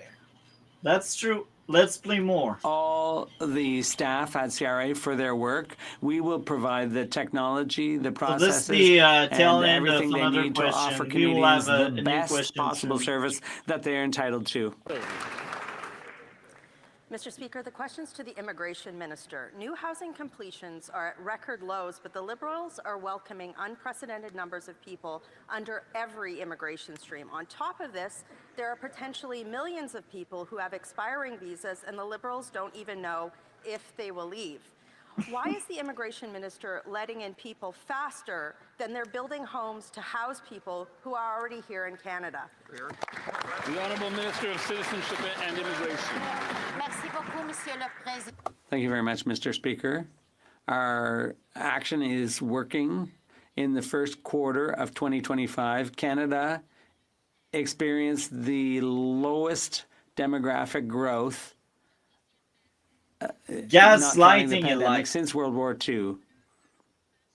And after implementing our new plan on immigration levels, that will decrease the number of permanent residents and temporary foreign workers. Our goals are clear. We want to make our system viable and attract the best possible talent. Thank you. More The lies. minister claims, she just claimed that there's no problem, that everything's okay. So she's spreading misinformation because the Parliamentary Budget Officer's report says that the Liberals' current immigration plan, the one that she just said is working, leaves a massive housing gap because the minister is still setting levels way too high. If Canada's to be a place where everyone can succeed, we need to ensure that everybody has a place to live and call home. So why is the minister spreading misinformation while still welcoming unsustainable numbers of people to Canada when Canada's in the middle of a housing crisis? Honourable Minister of Citizenship and Immigration. Mr. Speaker, let me repeat it in English so she and other members understand from her party. Our measures are working. In the first quarter of 2025, Canada recorded the smallest non-pandemic population gain since government started to keep records, 1946. We're following through on our immigration plan, and that is reducing our temporary resident number and our permanent resident number by 20%. Our plan is clear to bring sustainability to our system, attract best talent. Our student and temporary worker admissions are down by 50%. Asylum claims are down by a third, and rental have down to 1100. The Honourable People are angry. They're booing her. Mr. Speaker, we have a serious situation here. The Liberals have welcomed unsustainable levels of international students to Canada every year, but didn't think about where they would live. Things are so bad that this year a CBC investigation uncovered extreme abuse by landlords, in some cases offering free or discounted rent in exchange for sexual services. This isn't fair to anyone. The Liberals broke the immigration system. When will the abuse end? Good job. The Honourable Minister of Citizenship, Refugees. Once we vote out the Liberals. Mr. Speaker, thank you for that important question. Canadians gave our government a mandate just a few months ago, and that is to return the international student program to sustainable levels, and we are doing exactly that. Almost More 90,000 gaslighting less and lies. students arrived in 2025 between January and June 2025 compared to the same year in 2024. And the latest numbers show 100,000 less study permit holders in Canada compared to the end of 2024. So we want to attract the best and the brightest talents to Canada. We will do that, but also we will protect the students that are here. I don't understand who the F voted that cow in. Really, I cannot standardize on gaslighting. And that's the liberal way. How do you... So the big problem with immigration, right, is in the U.S., we say we have roughly 12 million. Do you know what's funny? When we were trying to deport or end people, under Biden alone, and the funny thing is, in the Jubilee thing, when they tried to talk to Patrick Bateman, like Patrick Bet David, yeah, just under Biden, by the government's own admission, 12.4 million illegals came in. Now, that's government numbers. That's crazy numbers. There was more, and that's not taking into account the ones we already had in our country. Yeah. That's not taking into account the ones we knew of the 3 to 4 million Venezuelans, which were already outstanding to this day in the court system, which still haven't seen days in court. So we roughly probably have, on top of our already mounting immigration crisis, just under Biden, it was recorded by them 12.4 million. Now, imagine what goes on in Canada. You can figure that, oh, they need housing. Okay. Is there apartments to rent? No, in New York, people were staying like packed rats in overcompensated areas. It's the same thing here. And with that being said, let's move on to the last bits of that specific question period. 3 different programs to the softwood lumber industry. We Again, tail end of the industry, the previous rebuild question. the industry for the reality that is going on in the economy today. We will make this industry strong again. The honourable member for Rosemont-la-Petite-Patrie. On the Hill, since Monday, people have been reading out the names of 18,000 children in Gaza killed in the genocide unfolding before our very eyes. And it'll take more than a week to read out all their names. Kids sometimes killed by a sniper while they were just trying to find food. This tragedy calls for serious action. We have to stop selling weapons to the Netanyahu regime. We have to impose severe sanctions. We have to enforce international humanitarian law. Mr. Speaker, the Liberals must act. The whole world is watching us, and our children will ask what we did. That's the NDP, buddy. The Honourable Minister of Foreign Affairs. Christ, we have these people here in the U.S. that Palestinians face is intolerable. The question is before the court, and we are following the situation closely. But by the way, Anita is also foreign putting affair and pressure she on hates all Jews. the parties so that there's an immediate ceasefire. We won't wait to take action. That we have spent $3.5 million in aid. And we intend to recognize the Palestinian state also. And we do that because we hate the USA and we know the USA won't like it. And to top that, that's the foreign aid. That's one of the many issues that cripple our deficit, our debt, our money. Move on to the fourth question period. So yeah, that was something. That one was funny. Why am I shocked? Why am I not shocked with the fact that, but Israel and Palestine, okay, the idea of foreign aid, like in the U.S., in the global history, one of the biggest sinkholes of foreign aid has been Africa.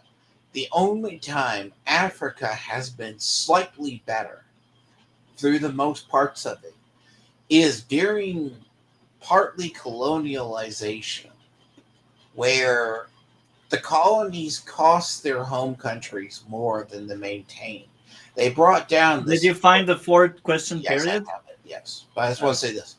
The idea, they would go, but in the U.S., the only time is they call it, but they did it with aid, and there was some economic return. We don't get economic aid out of Israel and Palestine. You can say all you want and deflect to that, but even in the U.S., there's fatigue for it because both have reached the deadline. Realistic people look at the war in Ukraine because there is no solution. I just want to say there's no solution to it. Let them destroy each other. That's the goal. The Prime Minister is in Mexico today for a photo op and fake agreement, but it's a great opportunity to compare because both countries are neighbors of the United States. In the last quarter, Canada's economy shrunk by 1.6%, while the Mexican economy grew by 2.4%. Wow. The Canadian exports to the United States crashed by 18%, while Mexican exports to the U.S. are up 1.4%. Wow. And the Canadian unemployment rate is 3 times higher than Mexicans. Wow. Will the Prime Minister ask his Mexican friends what they're doing right that he's doing so wrong? Minister of Industry. Mr. Speaker, this Prime Minister believes in having a strong relationship with Mexico, our second biggest trading partner. That's exactly why he is in Mexico today, meeting with the President to make sure that we can have our trading relationship really on par. Now, the other thing that the leader of the opposition needs to understand is that we're living in a much more dangerous and complicated world with trade tensions having impacts on trading partners all around the world. We will stand up for workers, we'll stand up for our businesses, and we'll build Canada strong. And again, to disregard the fact that the Mexicans don't have our issues. This is the time in the life cycle of any Liberal government when they go from making promises to making excuses. So they're blaming their collapsing economy on global tensions. But interestingly, Mexico shares the same neighbor as we do. We're both right next door to the Americas, so we can compare performance. But in the most recent quarter, the Mexican economy has actually grown by 2.4%. But it's also the Canadian economy down by 1.6%. Our unemployment is three times what theirs is. Even according to Why? the UN. The Honourable Minister of Industry. We also sell substance. Mr. Speaker, what is shocking from the leader of the opposition comments is always talking down Canadian workers, Canadian businesses, the Canadian economy. You know what? Good news is the Bank of Canada yesterday reduced rates. We should all be celebrating that. Again, it's not a good thing because they know that we cannot pay back. Businesses in the tariff sectors, including aluminum, steel, auto, copper, and all the other sectors, because we know that these workers are important, these businesses are important, and we have a plan to build Canada strong. The Honourable Leader of the Opposition. We support workers, and particularly the 86 million workers who have lost their jobs because of Liberal policies who are collapsing our economy. Question. Mexico has grown its economy by 2.4%, while Canada has seen a shrinking of 1.6%. Mexican imports to the U.S. have gone up, where ours have lost, are down by 18%, and their unemployment is 3 times lower than ours. Why? The Honourable Minister of Industry. Clearly, the Leader of the Opposition doesn't know what he's talking about. Because when we look at the Canadian economy right now, interest rates are down. The Bank of Canada has announced 2.5% for its key rate. It's good news for all those who have homes or are on the point of buying one. Right now, we know we have to work with Mexico and also the U.S., but our strategy is not only to build strong Canada, but also to look to other trade partners in Europe and Asia, and also in Mexico, of course, as well, to grow our economy. The Honourable Leader of the Opposition.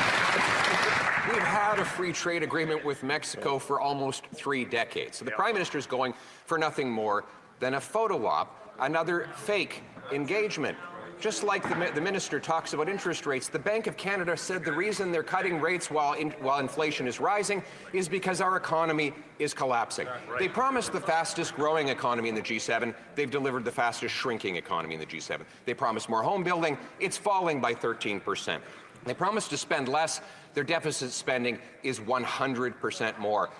You know, talk is cheap, but why is it so expensive when this Prime Minister does it? Punchline! The Honourable Minister of Industry. We know that the Leader of the Opposition believes in isolationism, which is basically that Canada is by itself in the world. We believe I don't that we know need why to engage in and the how world. she We come need up with to make that, sure but that Canada is is working That's with a trading liberal partners lie. from Mexico, from Europe So to the Asia, and that is idea why the Prime Minister will continue to is travel the cold to make sure to engage with isolation leaders of this versus in the world, nationalism. because we believe that What it is the way to build a strong Poilievre economy wants at is home, nationalism. save and protect They jobs, want create new globalism. ones, attract foreign direct investments, and ultimately to make sure that Canada's voice of peace and multilateralism is heard in the world. Peace, So- yet we have war on our streets. Sure. So here's the big deal about this in a nutshell, if you think about it.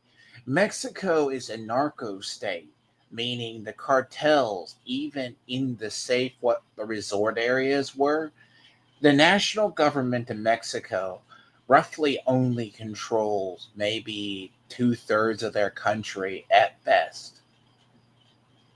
And this is even by UN standards. Most of even the resort areas, yeah, they have natural resources. So does Canada. Canada has natural resources as well. So they can have manufacturing, mining, or whatever you need. Now, if you talk to them, but even by most metrics, Mexico is a failed state. But Failed they country. do better than us right now. They do better, but not by the. But when you look at Canada, where you guys are headed is where Australia was headed. In the UK had one area where it was largely one of the biggest steel or coal mining operations, but that got mined out or farmed out, so to speak, to other powers. In Australia, there's sections of mines. They were one of the biggest metal outsourcers, or for half the reason why their deserts are red is because of iron deposits and other stuff. They sold out their industry under liberal mandates where they go, well, you want jobs or you're destroying the environment, ignore the fact you can't live in a majority of Australia. But the idea is you guys are in that situation. You have natural resources that you're either shutting off because of environmentalism or it's farmed out and controlled. Yeah. And that's my main thing job. before we play more. You see the MP, the representative that's black between the two chicks. Yeah. She is a WEF plant. She won an award for being one of the World Economic Forum youth representative or something. Are you shocked that WEF has a presence? WEF was largely I'm not shocked. I just want to state that she's 24 years old and she believes in Marxism and she wants the elite to take over the world. The joke about Canada surprisingly was the whole thing, the idea of World Economic Forum. They're sickening. They're sick people. They all belong in jail cell. They, even though they are terrible people, let me just say this: they're Jail not. them. They are tyrants. They were initially a Western answer to the Belt and Road. The Belt and Road is the Chinese idea. They're going to go to a country's, mine it out, all the resources, and take it back. Turn these nations like Africa or Argentina. And WEF, the World Economic Forum with Klaus Schwab, which took a hit, largely Trudeau was thought to be a plant. Russia at one point was thought to be. But Mark Carney is. Well, yeah, no doubt. But the problem is they are still, for a smaller population, they can control. There's a whole thing to WEF. But when I see a person who's young and underqualified, because remember when I said when Trudeau, after the trucker thing was going to be gone, they could have replaced him? They were already going to replace him with another WEF plan. Go ahead. They have pretty firm control over Canada to this day. Yeah, that's disgusting.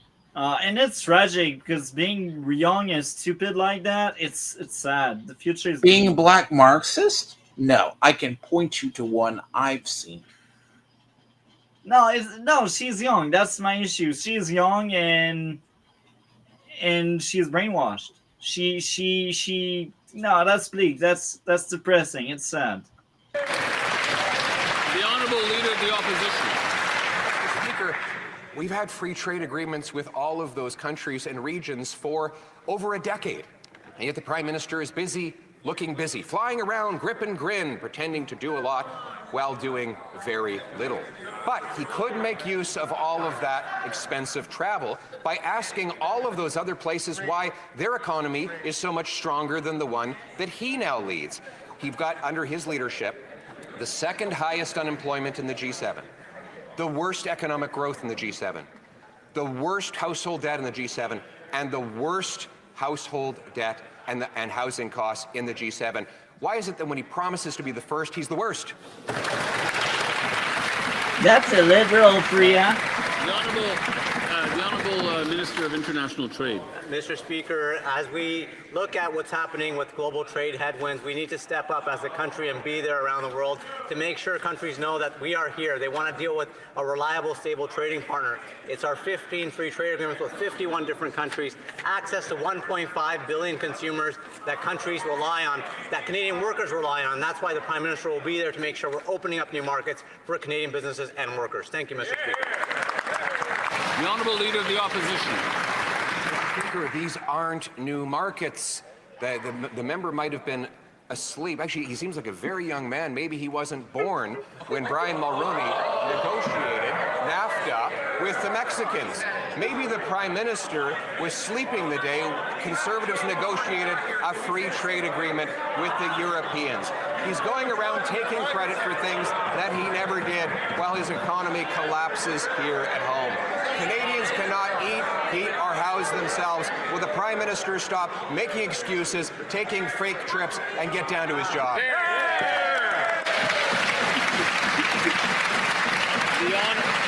The Honourable Minister of International Trade. Mr. Speaker, I won't go to personal attacks as the member opposite has. We'll focus on the facts. There's people watching in the gallery. I think it's very important to know that Canada and Mexico share over 30 years of strong friendship and economic partnerships rooted in trust and trade and mutual respect.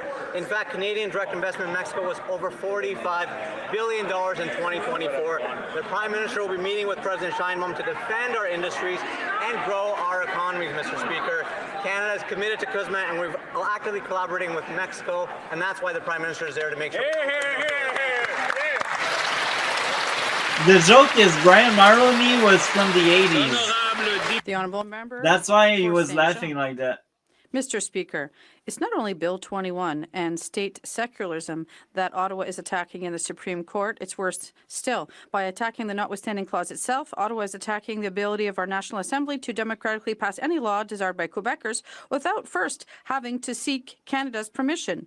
This is an attack on secularism, but it's also an attack on our historic ability to protect the French language. It's an attack on our values and on the sovereignty of our parliament. Will the Liberals abandon this odious charge against Quebecers? The Honourable Minister of Canadian Identity. We have the responsibility to defend one of the pillars of our democracy, i.e. the Charter of Rights and Freedoms across Canada, and to defend the rights of all Canadians. By undermining it?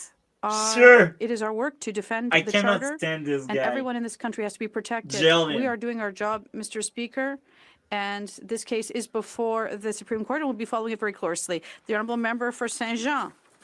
Mr. Speaker, preventive use of the notwithstanding clause doesn't exist. It was invented to take away Quebec's ability to decide for itself. The federal government's only asking the courts to neutralize part of the Constitution without political debate and in the place of politicians with the aim of taking away fundamental powers from Quebec. This is not a legal debate. It's a constitutional power grab against Quebec's self-determination, hypocritically carried out by the courts. Will the Liberals have the courage to fight their own political battles instead of manipulating the justice system? The Honourable Minister of Canadian Identity and Culture. Mr. Speaker, my colleague knows full well that the government is going to the Supreme Court, but this won't prevent any province or territory to continue to use the notwithstanding clause. This is very clear. She knows this, and I'd be pleased if there are issues to organize a presentation through the Department of Justice, but we're here to protect the rights of Canadians. Thank you. Like they did with the convoy, like they did with Air Canada. The partisan appointment of Robert Leckie. It's hilarious. As a Superior Court judge in Quebec also calls into question Quebec's difference in terms of justice. By appointing Mr. Leckie, even though he doesn't have the necessary experience at the Quebec bar, the federal government is choosing a judge who does not have the sufficient knowledge of civil law, which is unique to Quebec. By appointing Mr. Leckie, who is a public opponent of state secularism and the French language charter, the federal government is knowingly choosing a judge who opposes Quebec's distinct nature. Will the minister rescind, finally, his appointment? The Honourable Parliamentary Secretary to the Minister of Justice. Thank you, Mr. Speaker. Judicial appointments to the Superior Court is the federal government's area of expertise, and Quebec participates in this discussion. We do so in good faith and arrive in agreement. Minister Fraser is in contact with his counterpart, and they plan to meet in September. The independence of our judiciary remains a cornerstone of our democracy. It's funny how they keep bringing up democracy, but they want to tear it apart by power-grabbing stuff. Any thoughts on that? You mean liberals break down something, then gain control of it? Yeah. Like, are you shocked? Because here's what you actually fail to see, right? Because you see this in the U.S. They know what's broken, or they break it. Because remember something. They can choose, let's say, a candidate that does. Try to identify it. But you have to fix it. Like they go, oh, you put an underqualified person in as a judge. Well, welcome to the U.S. We only have the ability to impeach that person. But when you look at these, you want to fix it or control the message. Sure, because like people think like these type of sessions just go by. Like the one block guy, it makes sense, but at the end of the day, I'm pretty sure he's liberal or very much a far totalitarian guy. Like you can deem somebody because what they do to you guys is they go, oh, you have a charter. You have this that guarantees your freedom. But that's not guaranteed. They override that slowly but surely, either with laws or that. But then it's only by the time you wake up, you see that there's already another locking mechanism in place. And this is the issue. The only way you vote out and retake your country is you got to put the fear of God or powers of being voted out. Because this is a trick with these people. They can bloviate. But the thing is, a lot of those people are like, but we agree because it's working in our section or we think it's working. Because the solution would violate their perceived principles. Yeah, let's play more now. And supporting Canadian businesses and all sectors. The honourable member for Peterborough. Speaker, residents of my riding have contacted me and my team to express their frustration. Okay, now I gotta say this. This is one of the most hilarious part. This is a liberal right now that will ask a question. And you see, I will explain something before we really get into it, but we got the CRA, the CRA, whatever we called it. And they are basically the people that tax us every year. They are the government body. They are the service the liberal created to make the bridge between the people and the government, the taxpayer, and the tax itself. It's like the bridge between us. And for years, since the liberal took over, basically, CRA has been really, really bad. It's hours of waiting if you are lucky enough to find someone that will talk to you. And if you do, well, sometime it's some Indian that doesn't even speak neither of the two main language. So yeah, let's just play.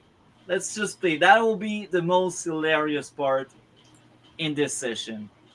With the delays they experience when they try to contact the CRA. We know that the dedicated employees of the CRA provide valuable services. Everyone is laughing. It's a joke. It's a circus, folks.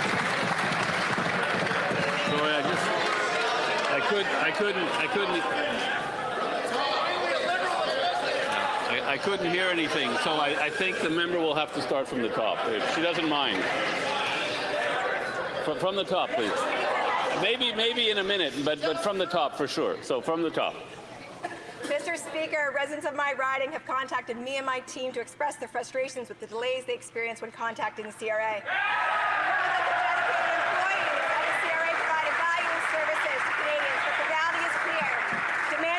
Significantly in recent years, and the system needs to be improved. Could the Secretary of State for the CRA and financial institutions earned my respect to speak up like that. Measures taken by the government to improve services delivery at the CRA. She's the only liberal out there that deserves her job. Even her, she's laughing because she knows it looks bad. Respect to that woman, folks. She is the GOAT. She won the night.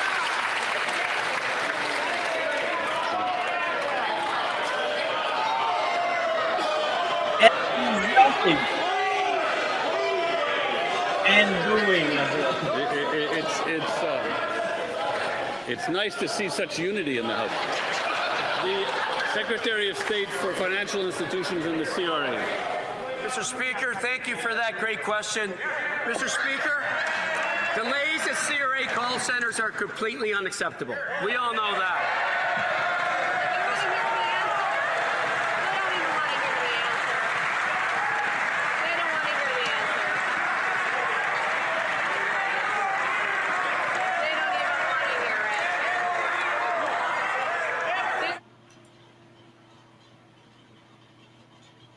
Member may continue.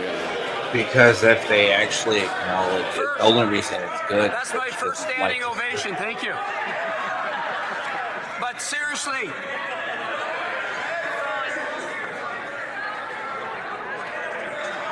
what happens when there's interruptions like this is I can't really follow the clock, so I have no control over how much time I give for the answer. So with the Secretary of State for Financial Institutions and the CRA, I'd like to start from the top, please. Mr. Speaker, we all know that the delays Canadians face at CRA call centers is completely unacceptable. It's not on the CRA employees. They are world-class public servants. No, that's on the liberal. Systemic failure. Because of the liberal. Their party is the reason. We've implemented a 100-day plan to improve service and access. It's always a plan. It's never we will do something soon. It's always like tomorrow, next week, next month, next year. You always think, no, you're thinking they have to shift the blame. Because if CRA is controlling the budget and you're not giving the budget, things are hiding. So that's hilarious. I like that moment, and that's one of the highlights this week. Yet, the minister... Let's bring that to the last question of that one, and that will be funny. Not as funny as liberal critiquing liberal, but hey, that's something, right? Use needles. Honorable Minister for Housing and Infrastructure. Mr. Speaker. Well, I appreciate the member opposite giving me the opportunity to talk about an unprecedented $1 billion investment in supportive housing for people who are homeless or in shelters so they can move into transitional housing supported by health supports. We have an unprecedented investment ahead of us to make sure people can move from shelters into housing. We expect the members opposite to support that. The honourable member for Edmonton Strathcona. Mr. Speaker, postal workers are the backbone of our communities. They deliver prescriptions, they deliver checks, they deliver vital communications. They could expand services as well to include things like postal banking and seniors check-ins. Yet instead of supporting the workers, instead of allowing them to bargain, the Liberal government has chosen to fight with over 65,000 workers. They've used Section 107 to suspend postal workers' legal rights to strike. Why is the government siding with Canada Post instead of standing up for fair wages, safe workplaces, and a stronger... So this is the NDP getting back some of the seats they lost. Some of the people will vote them again. Thank you very much, Mr. Speaker. Canada Post is a vital national institution for this country. They provide service to many remote and rural communities, and I commend the workers on their work. It's been 158 years that Canada Post has been doing their good work, and I hope both parties will reach an agreement. Thank you, Mr. Speaker. Honourable member for Nunavut. The high cost of groceries makes life in the harsh Arctic more difficult. The discontinuation of the ICFI Hamlet Food Voucher Program hit Nunavut hard. People often ask for donations just to feed their family. Shame. This is a direct result of chronic underinvestment in Nunavut by both Liberals and Conservatives. I have written to the Minister of Indigenous Services. Will she respond with much-needed investments? Shame. Shame. The Honourable Minister for Northern and Arctic Affairs. Mr. Speaker, our new government is making life more affordable in the New north government through is practical more action lives that and reaches gaslighting. families, strengthens communities, and reflects Northerners and what they've told us. We're supporting Indigenous-led housing solutions and building more homes right across the 3 territories in Inuit Nunangat. We're making sure that 14,500 families can afford essential food through the Canada Child Benefit. We're expanding access to traditional foods with the Harvester Support Program and improving Nutrition North so that families can put real local food on the table. Most importantly, we're listening. We're refining our approach with the guidance of Indigenous leaders and building real partnerships that deliver results. I like that. When I see Liberals and NDP just eating each other like that, I like it. It's like a feast. It's like a party time. It's like I've been waiting that all day. Like the people that should agree, they roast each other. I enjoy it. Like there's no better word. It's just a fun time. So the issue itself is, it's not that it's like here with Destiny, right? Like Destiny and Hassan, they can all argue. Yeah. But they can. But a lot of the people, let's say your Inuit affairs in North, they probably get subsistence. But remember, large parts of Canada are pretty much only resource hubs. Like, it would be very easy for them to have a better economic growth. That's true. If we start selling our oil and our gas, that's true. And here's did you find the final question period? The thing about, too, I want to say, too, is because your economy was already faltering, the problem is your debt to GDP ratio is getting really bad. In modern economics, when your economy with debt to GDP tips too much, you're deemed a risk. The U.S. is approaching that. That's the problem with Canada. Your earning power is being hurt to service your debt. You could probably turn it around. The U.S. is trying to stop that credit crunch. But once you get deemed a debt to GDP ratio issue that you can't pay it out, you become like Japan or other nations.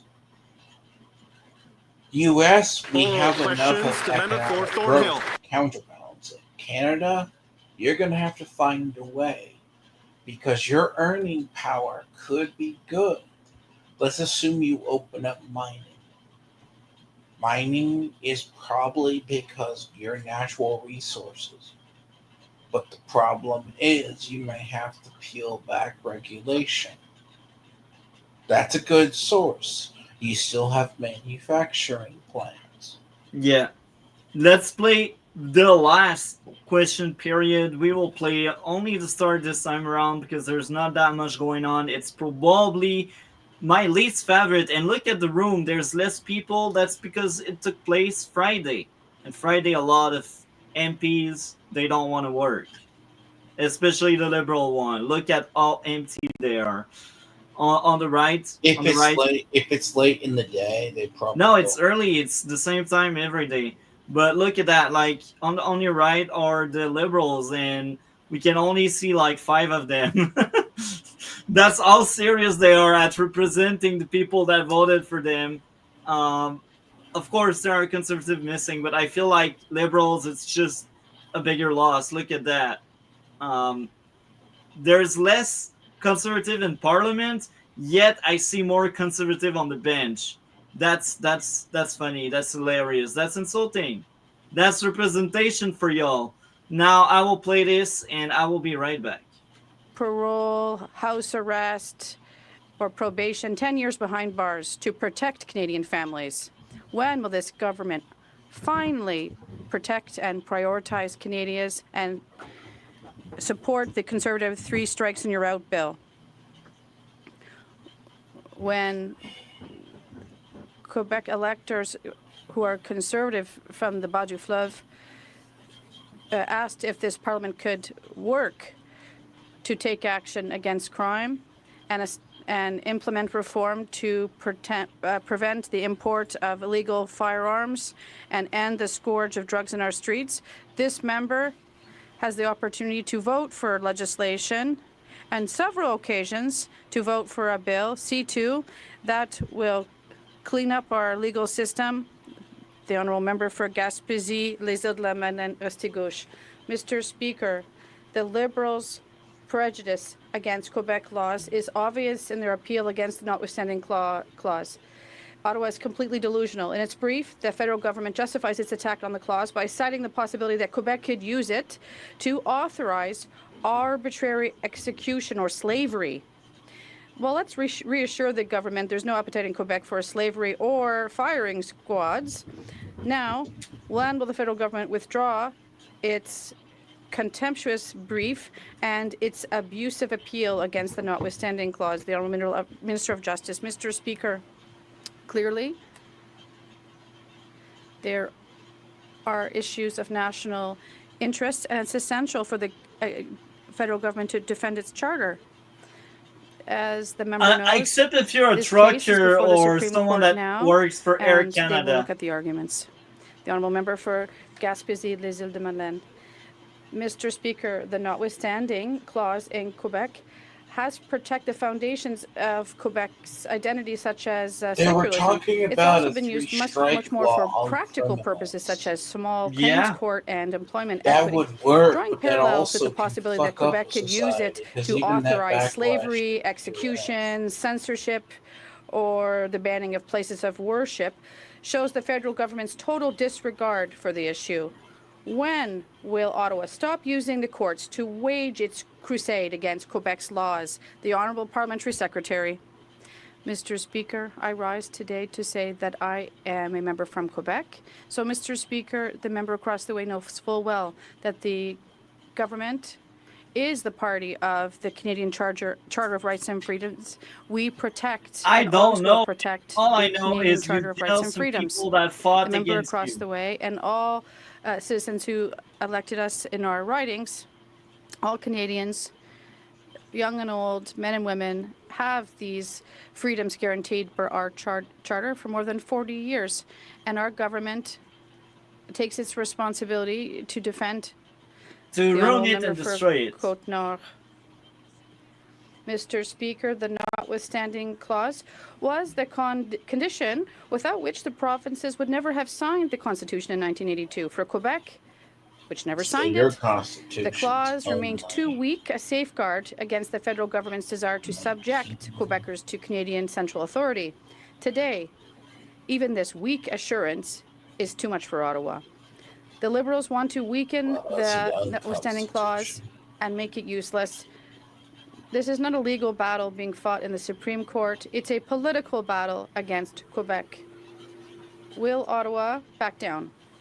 The Honourable Parliamentary Secretary.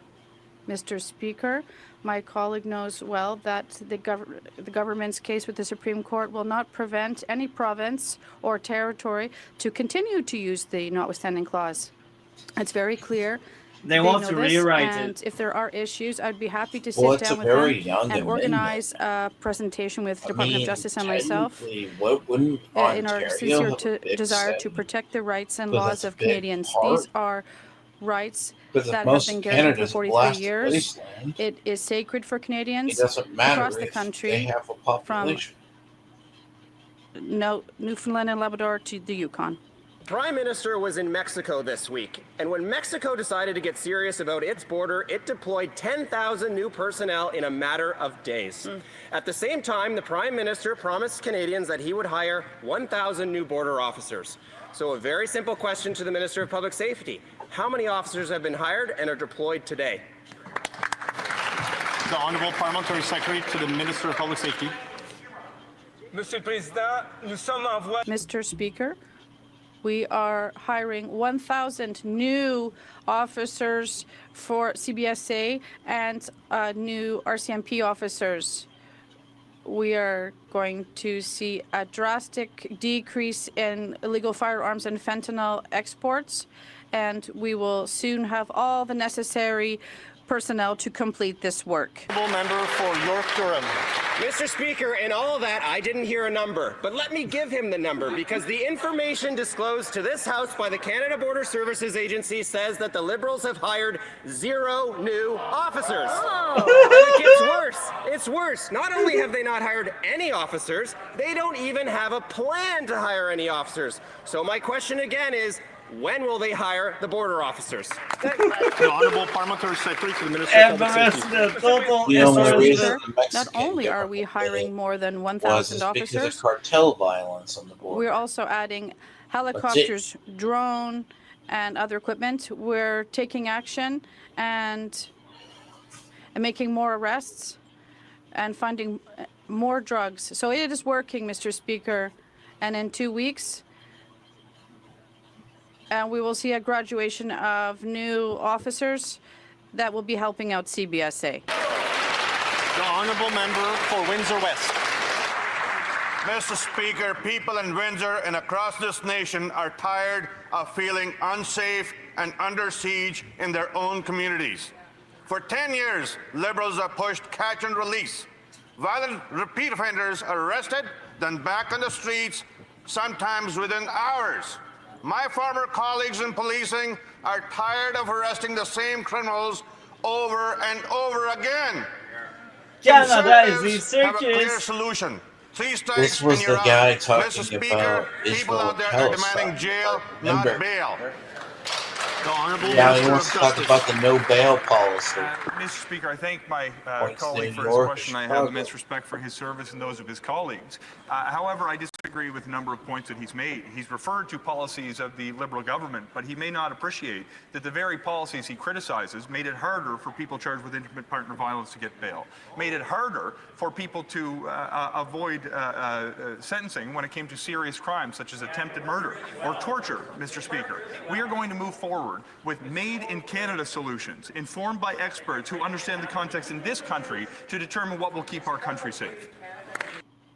More empty promises because this is what the Liberals do. So any thoughts on on everything. So that one part's interesting because on one hand you want a three-strike law, which anyone convicted of it, you can create a two-tier policy. Let's assume like someone in the U.S.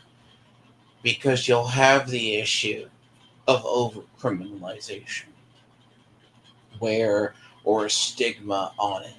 So if you throw them in, let's say prisons don't rehab, okay, so that violates harm principles, which liberals in Canada like to use.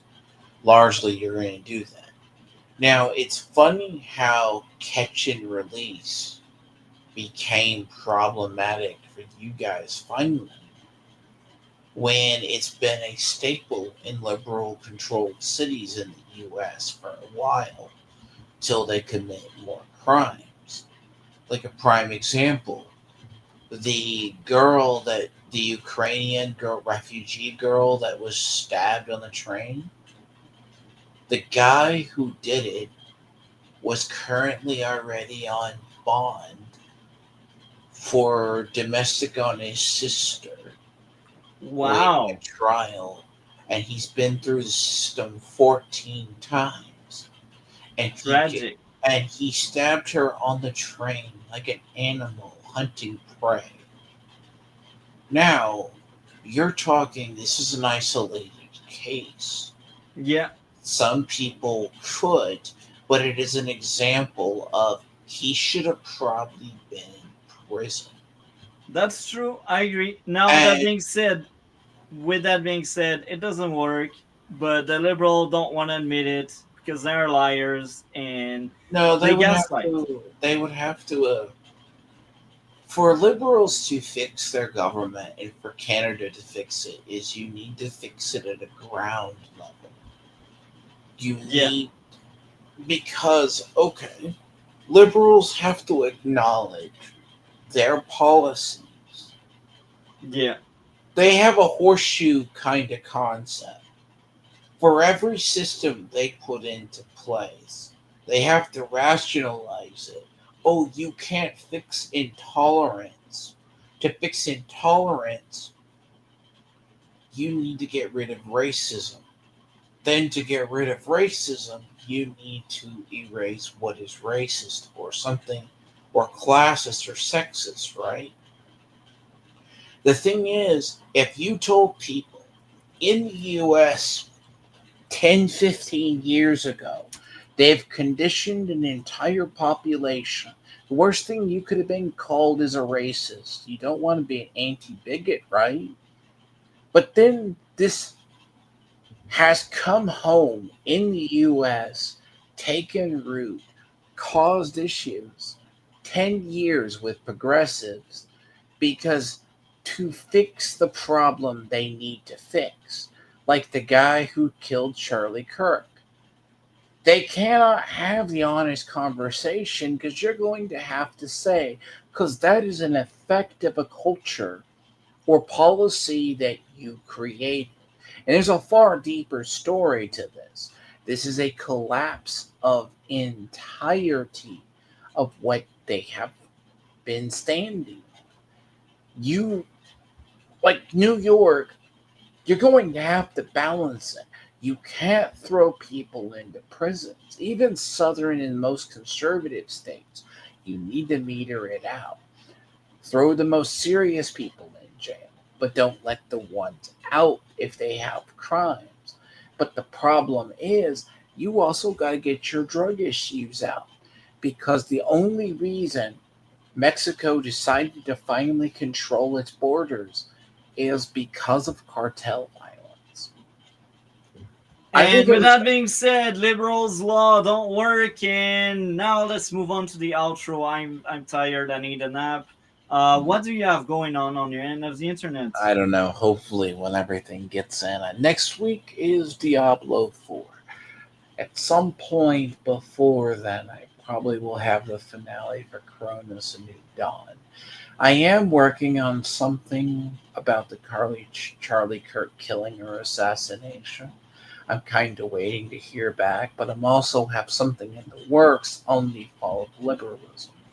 See, Multi, so I could educate you, because the issue itself is they created a problem. They conditioned it with like a harm fallacy. There's a harm reduction. That's been their modus operandi. Now the problem is when it comes to governance, they don't have 100% solutions because they became the government. See, the UK's going through it. Aussies still have a hope to pull it back. But like a lot of stuff I see with your government, you're in the second or third stage, which Aussies are getting close to that. But the problem is, as I said, if you want economics to return, go to wherever in the province that makes the money. Yeah. So that's what's going on. And then you obviously, I will probably catch up on this weekend because you have the 3 seasons of Dexter. Beyond, I work all that in. But yeah. I have but other than that, I have Diablo 4 starts next week. Amazing. So in my end of the internet, well, Monday is the day. I talked about Him, a new movie that just came out Friday. That was a quite enjoyable one. I don't know why people ate it and roasted it. Tuesday, I talked about 2 musicals. They are classics. I will be with Matt in Super Bowl. And Wednesday, Dexter time, Dexter night. Musicals classics? Yeah, Joe's Apartment and That Things You Do.